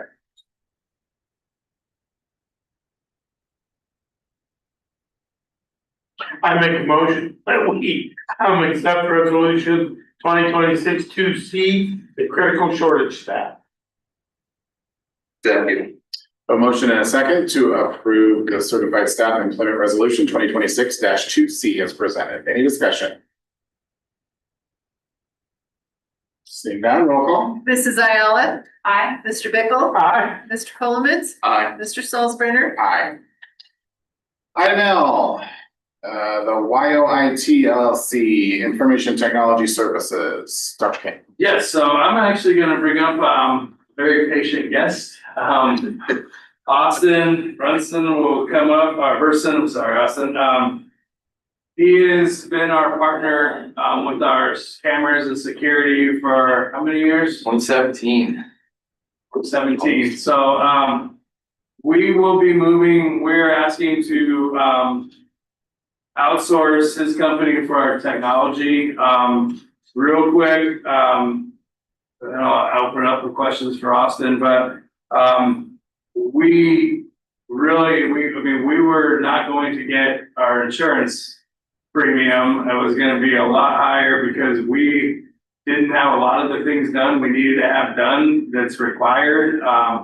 Austin and his company have helped us make sure we are in compliance right now because they've been on the back end with our cameras and all the other security. So we're looking to outsource our technology department. We will continue to have Jack and Mark will continue to be our employees. That way we can guarantee we have that boots on the ground help that we need. But we're excited to have hopefully Austin in a different role. He's already our partner in the district, but expanding that role with technology. Austin, do you want to add anything? Yeah, if you guys want to, I can kind of go through like a high level overview of what we're doing, or I can just answer questions. High level would be great. Okay. So what we're looking to do is just augment your existing staff. They're going to be day to day with users, solving problems, kind of doing what we would call help desk work. And really our role is going to be making sure that they have what they need, they have the tools they need, and that they're efficient in that. They'll receive some additional training that they haven't been able to pursue in the last couple of years. And then we'll exist as a point of escalation. So if there's a problem that they feel like they can't solve, we're a message, a phone call, and email away. We have high visibility on all of those items. Everything day to day is tracked via a ticketing system. So if there's something that isn't getting a response, or if the same user is kind of reporting the same issue and over, that's when we'll step in and we'll either help provide some training, or we'll figure out what that problem actually is so we can get a permanent solution in place. We'll kind of serve as the department head for the IT. So making sure that devices are put on a life cycle. So that way things are fixed before they break, and not just constantly run around trying to put out fires and solve problems. Strategic planning to make sure that over the next coming years, we look at different things, in terms of content filtering and all the different subscriptions that are involved to making sure that the district is using, funds most efficiently. And then just overall, just looking to put the district in a better spot, making sure that compliance and all the check boxes that need to be checked for cyber insurance and everything at the state level, making sure that all those items are addressed appropriately. And that we have plans and procedures in place, as the department should. One of the things I will say before we even began discussing this possibility, we had a meeting and it stuck with me when I think I'm gonna quote you, so if I misquote you, apologize, but it's not a matter of if we have the cyber attack, it's when, and we are woefully unprepared for that. Right now, we're not, because of he stepped in and helped us in a role with our cameras. He's like, I'm already in your system, I can help take care of that. So we crossed all those check boxes, but I know every employee who gets mad about the 2 verification, that's a requirement. I mean, I don't like 2 verification, but we have that in place.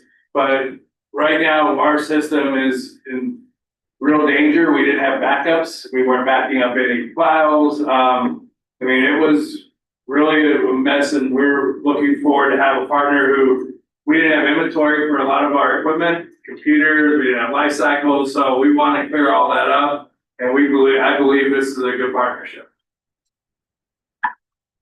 To just kind of expand on that a little bit, very, very recently, within the last month and a half, there's a school district that's 50 miles southwest of you that fell victim to phishing. They received some emails impersonating a contractor they're currently working with, asking to update some bank info, and they did, and they sent them almost 6 figures. And fortunately, there was insurance in place for that. There's SIP in place for that. But kind of specifically what Dr. K was just talking to, one of those check boxes is security awareness training. So making sure that if you receive an email that's asking about ACH banking info, or if you receive any email or text message ever that uses the word kindly, knowing that that's a scam. And knowing to just mark that as phishing, delete it, don't interact with it.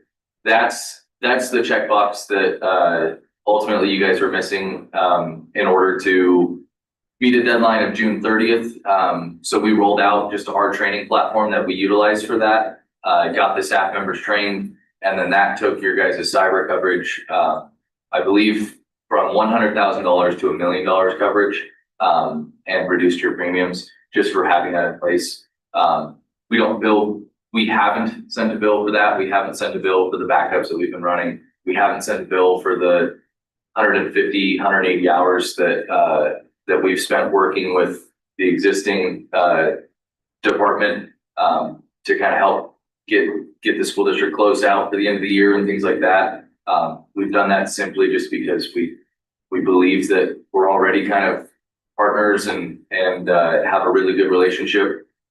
And it's in our best interest, if we want to make improvements to the electronic security systems, that we're not sending money to scammers, and we're not increasing our insurance premiums and things like that. So we've kind of done our due diligence and make sure that we've pointed you guys in the right direction. And what we're looking to do with this is just making sure that stays in the right direction, and then really just taking that to the next level of making sure that policies and procedures are in place to prevent those kind of attacks and just make the department efficient and effective. Okay, I've got a couple of questions. So you're doing all that with the network, right? Do you make any recommendations as far as, say, program not to, like, say we want to run a program, I'll say an AutoCAD program, just for that. Most tech directors, you call them and you're like, hey, you got these 3 programs I want to run. Do you offer that service as well? Yeah, and that's kind of just part of like our strategic plan. So meeting with the administrators at each school and kind of having a forecast of what devices are being used for now, and if we're looking to, if there's a construction project, we're gonna be involved in some capacity, but if there's a new ag teacher that's gung ho about trying to teach some G code and getting some CNC machines and wanting to really pursue a vertical with that with the students, making sure that we have the foresight there, so that way the devices that are put in place there are capable of doing that. That's one thing that we'll be doing a lot, is just making sure that devices are capable for what they need to be capable of, but not at an exaggerated expense just because it is nice or has pretty colors or anything like that.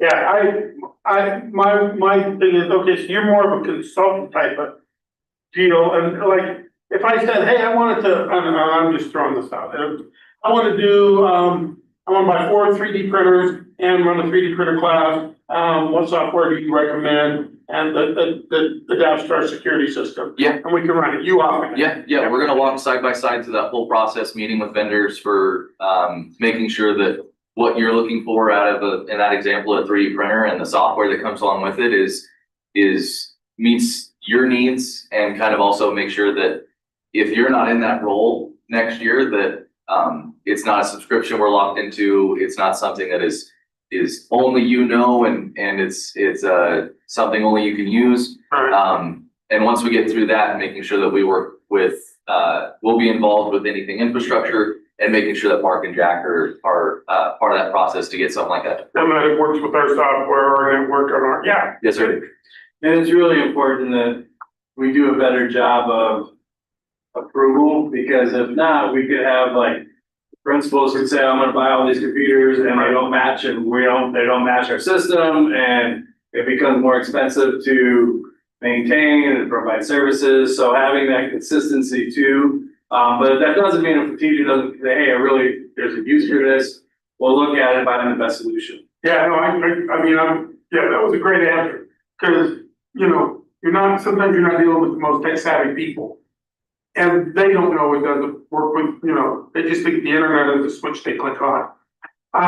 So I just wanted to make sure that you're gonna be there to provide support for people that don't be tech. 100%. Our job is to when you open your computer, it should work. When you traverse through the school, you shouldn't have Wi-Fi issues. If you need something, it just works. That's our responsibility. And honestly, I hope you kind of forget about us a little bit. More often than not, I'm at school board meetings not talking about a new opportunity or a new partnership. More often than not, it's just trying to justify, why do we pay you this much money and our stuff just works. And that's more often than not the conversation we're having at this level, and we're excited to just I'm excited not to be on defense. As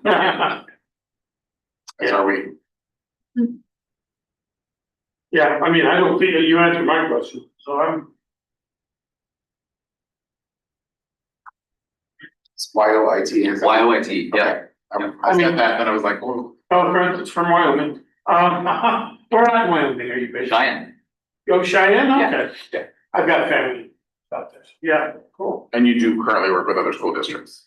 Yeah, we've got, so I started at my high school, and then a year after that, I went and installed cameras at Chasa's headquarters in Aurora, Colorado. I didn't meet Mr. Ozello there, Bud Ozello, but I somehow interacted with him. And then that's what led me down here in 2017 to talk about installing cameras at the high school. And then since then, we've expanded to, now we do cameras, some of the alarm systems, and all of the access control system at all of your facilities. And then once we started really kind of doing a lot of work down here, then we were quick to do work in Cheraw and Honey, Crowley County. We do work for the police department, sheriff's department down here, the city. We're pretty well established down here. We've hired a couple of your high school students. As always, just like any of our school districts that we partner with, if you've got high school students that are interested in IT or low voltage electrical, we're happy to offer them an apprenticeship or an hourly job. We've done that multiple times. One of our techs that's been with us the longest now was a student here. So, Well, then because I was teaching in 2017, so your cameras are awesome. Thank you. Any other questions? I would entertain a motion. I'll make a motion that we approve the IT outsourcing quote from WYOIT. Second. A motion and a second to approve the YOIT LLC quote in the amount of $24,819.84 as presented. Any discussion? Seeing none, roll call. Mrs. Ayala. Aye. Mr. Bickle. Aye. Mr. Coleman. Aye. Mr. Salzburger. Aye. Thank you, Ross. yeah, thank you all. Thank you. Item M, we're gonna run out of letters. Approve the ESEA General Assurances form. Dr. Kane. So this is a requirement that we recommend approval of the Elementary and Secondary Education Act. This form must be submitted in order to receive grant funds. So in order to get Title I funds, any of the funds we have to assure our partnership through this form. Entertain a motion. Make a motion to approve the ESEA General Assurance Form. I'll second it. A motion and a second to approve the Elementary and Secondary Education Act form as presented. Any discussion? Roll call. Mrs. Ayala. Aye. Mr. Bickle. Aye. Mr. Coleman. Aye. Mr. Salzburger. Aye. Item N, the intergovernmental agreement, IGA, for the school resource officer, Dr. Kane. Yeah, so this is the same amount that we approved last year. We met with the chief of police and we wanted to make sure with all of our finances, we want to keep the SRO program going. It's very valuable, not just being reactive, but being proactive with our students and understanding, the safety and security. But we also want to make sure that we're able to, stay at that same rate with all the things we've been dealing with. So they were gracious and we're bringing you the same exact quote or same exact salary as last year.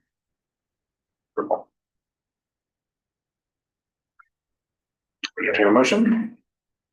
Sure, I'll make a motion that we approve the 2026-2027 intergovernmental agency SRO agreement. Second. I have a motion and a second to approve the 2026-2027 intergovernmental agreement for the school resource officer in the amount of $55,600. Any discussion? Yeah, I just got one, and Richie's not here, maybe Dr. K, Tony.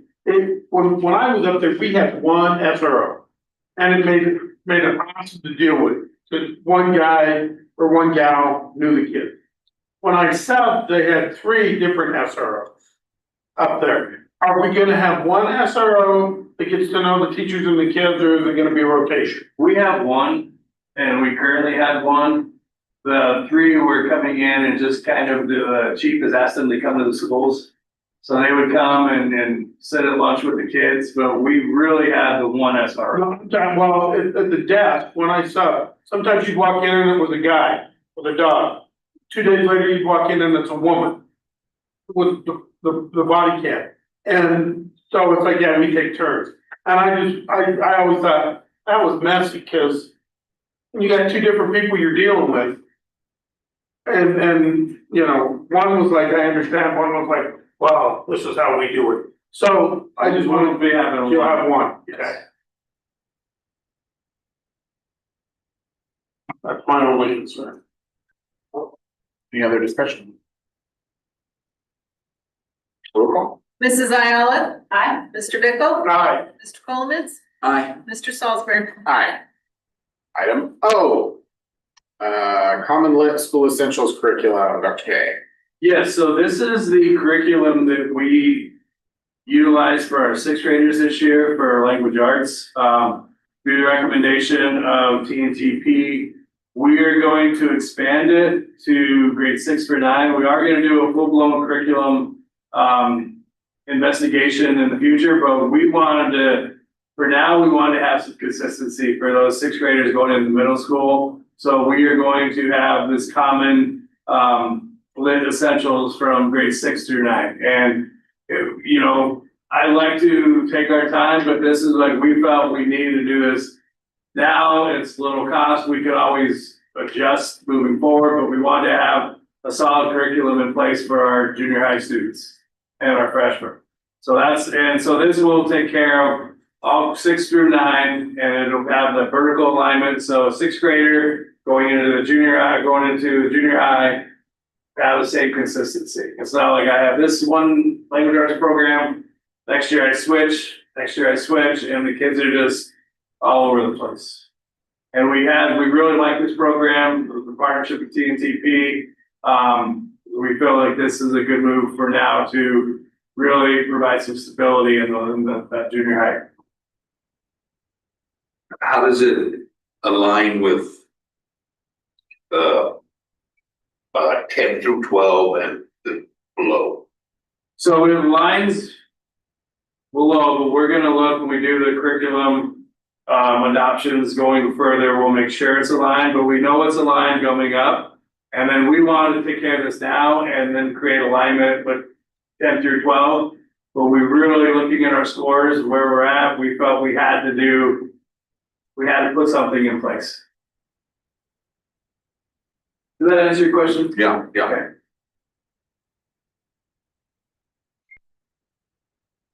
You want the motion? Please. Make a motion to- Okay, you go. I make a motion to approve the purchase of common lit school essential curriculum. I'll second it. It's been moved and seconded to approve the purchase of Common Lit School Essentials in the amount of $11,600 as presented. Any discussion?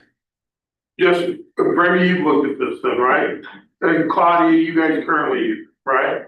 And so, I mean, that's awesome that it's going through.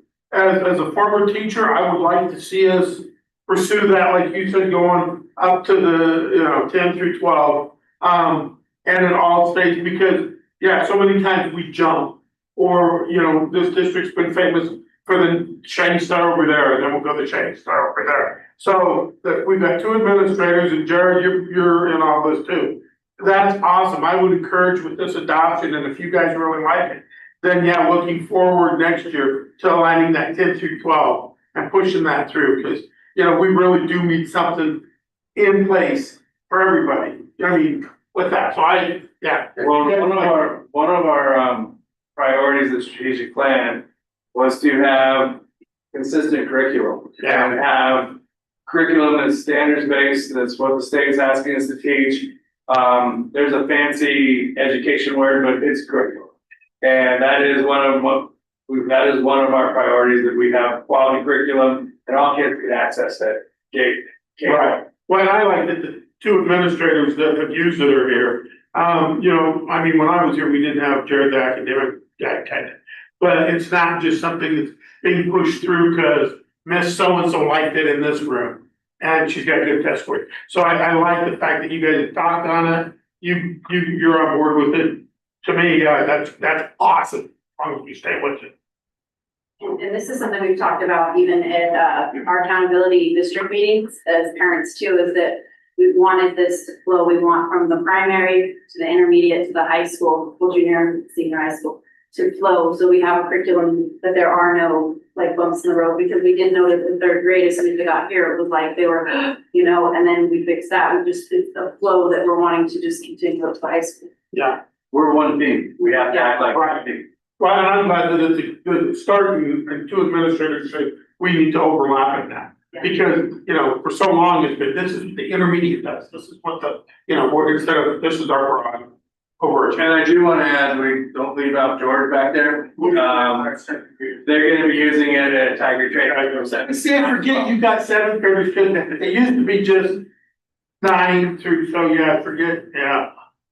Bless you. Yeah, so that's awesome too, yeah, And this is a lot of work. It's been going on for quite a few years to even get to this point. yeah. A lot. No, yeah, I agree. I mean, the best thing is the administrators know what's going on, because sometimes it used to be department head looked at it, this is my big thing, so it's great that you guys know that it's a continuation. Any other discussion? Roll call. Mrs. Ayala. Aye. Mr. Bickle. Aye. Mr. Coleman. Aye. Mr. Salzbanner. Aye. Letter P. All right, I just got a text, one SRO from Mr. Merrill. Thank you, Richie. I understand what the man. And then, all right, last one. What did we say, letter P? P. Right, yes. So I recommend the approval of the purchase of illustrative math workbooks for K through 9 in the amount of $33,000. No, we're currently, the district is purchasing consumables on an annual basis, but our math program that we brought in, that we had a lot of success, we want to expand it to through grades 9. So again, same, just ditto language arts. Ditto. Ditto. Yeah. Okay, just make the motion, ditto, and we'll go. Make a motion, to purchase the math curriculum, the, I am. yeah, Illustrative math. the illustrious math, yeah. Illustrious. Other. Second. I have a motion and a second to approve the purchase of illustrative math consumables for grades K through 9 in the amount of $33,122.85 as presented. Any discussion? So are we gonna look into a line 10 through 12 Yes. and then going forward? We just, like I said, we You had know, to get something in place now. Yeah, and I didn't want to wait.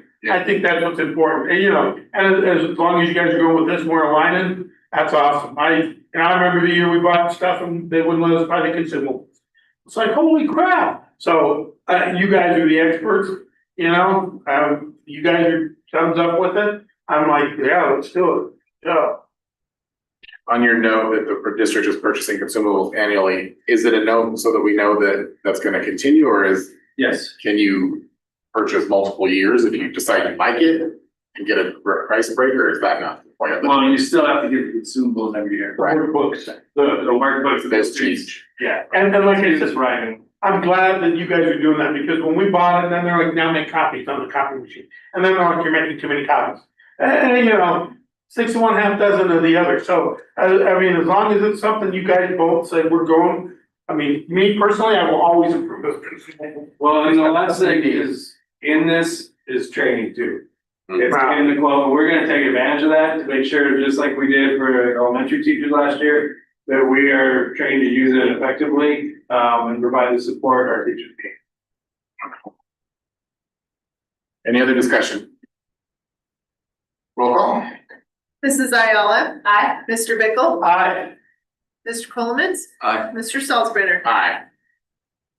Number 10, board comments. Thank you, administrators. I love it when we have people that actually deal with the stuff here and I have questions, because you are the ones that answer. You guys are the teachers. And I cannot thank you enough as a board person who, likes to draw you guys in for being here. Thank you very much. Just wanna, I think it might have come and gone, but we're in that Dr. K's 1-year anniversary. What will that against? So, it's been quite a year. And I don't think when you took this job, you knew exactly what you were getting into. But I appreciate everything you've done and how you've just been really good to work with, and I just appreciate it. We're glad you're here, so. Yes, you too. And then I just wanna say thanks to all the staff, not just for what they've done over the last year, but for everything they do in the summer. They never really, their staff is always doing something. with kids and for kids, in the summer. And so that is appreciated. And finally, congratulations to you and your team and your 4-Hers. That was great. And that's another example. Yes, I was You know, they during the summer had the support. So congratulations. Yes, I wanted to go off on that. We do have a 4-H club in the district, and so everybody's welcome, even Clover Buds. We do have other kids in other 4-H clubs in the district. But it's at Tiger Trades, so we have quite a few kids actually. But we'll go off of what we just started our season, I would say, of many. So we have a robotics ag team, and we got 2 of them. But there's actually more kids on there. There's Carmen Martinez and Gia. Oh my gosh. Gerhard. Mom's gonna die. But no, they weren't able to go to the Port Collins thing because one of them had a vacation and the other one joined late. But we went up. This was our first time going up. We went all the way up to CSU campus, and it was during the big convention time that they have for 4-H. It's when they elect their state leaders and stuff like that. And so we went up there for their ag robotics tournament. So we had 2 teams, and it was, I remember everybody's name and where they placed it and everything. We had Mars Danner and Hunter Taylor that were on the senior team. They placed 3rd in their senior competition. And then there was Anakin Ayala and AJ Erickson Martinez, and they placed also 3rd in the state in their intermediate. But they're at the high school. They're high school students, and the other 2 were from Tiger Trades. They did excellent, and the thing we got from the leaders of the state is that they were so well mannered and so respectful, and that their sportsman like conduct was so out of this world because they were cheering on the other teams. It was so great. It was a great experience for all of them. And then so also I'm just gonna mention it now, but we also have other kids in the district. Like I mentioned, we had a big shooting event on Saturday. I don't know everybody's scores, but also Mars Danner also got 3rd place, and that's again, I think 7 different counties got 3rd place in 22 rifle. So that's extremely amazing too. So, and that's his first time, by the way. And then I also wanted to shout out to Diana Remick, because she got Teacher of the Week last week from the Department of Education. And she was also runner-up for Teacher of the Year. That's about it. I just wanted to note that we had a pretty significant agenda tonight and recognize the work that went into getting all of these things together and done, and allowing us to move the district forward to become more proactive than reactive.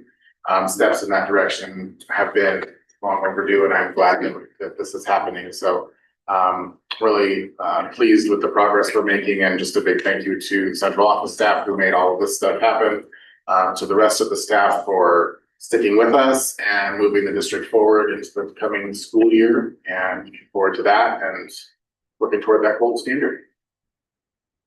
Anything else? All right, I will adjourn this meeting at 8:49.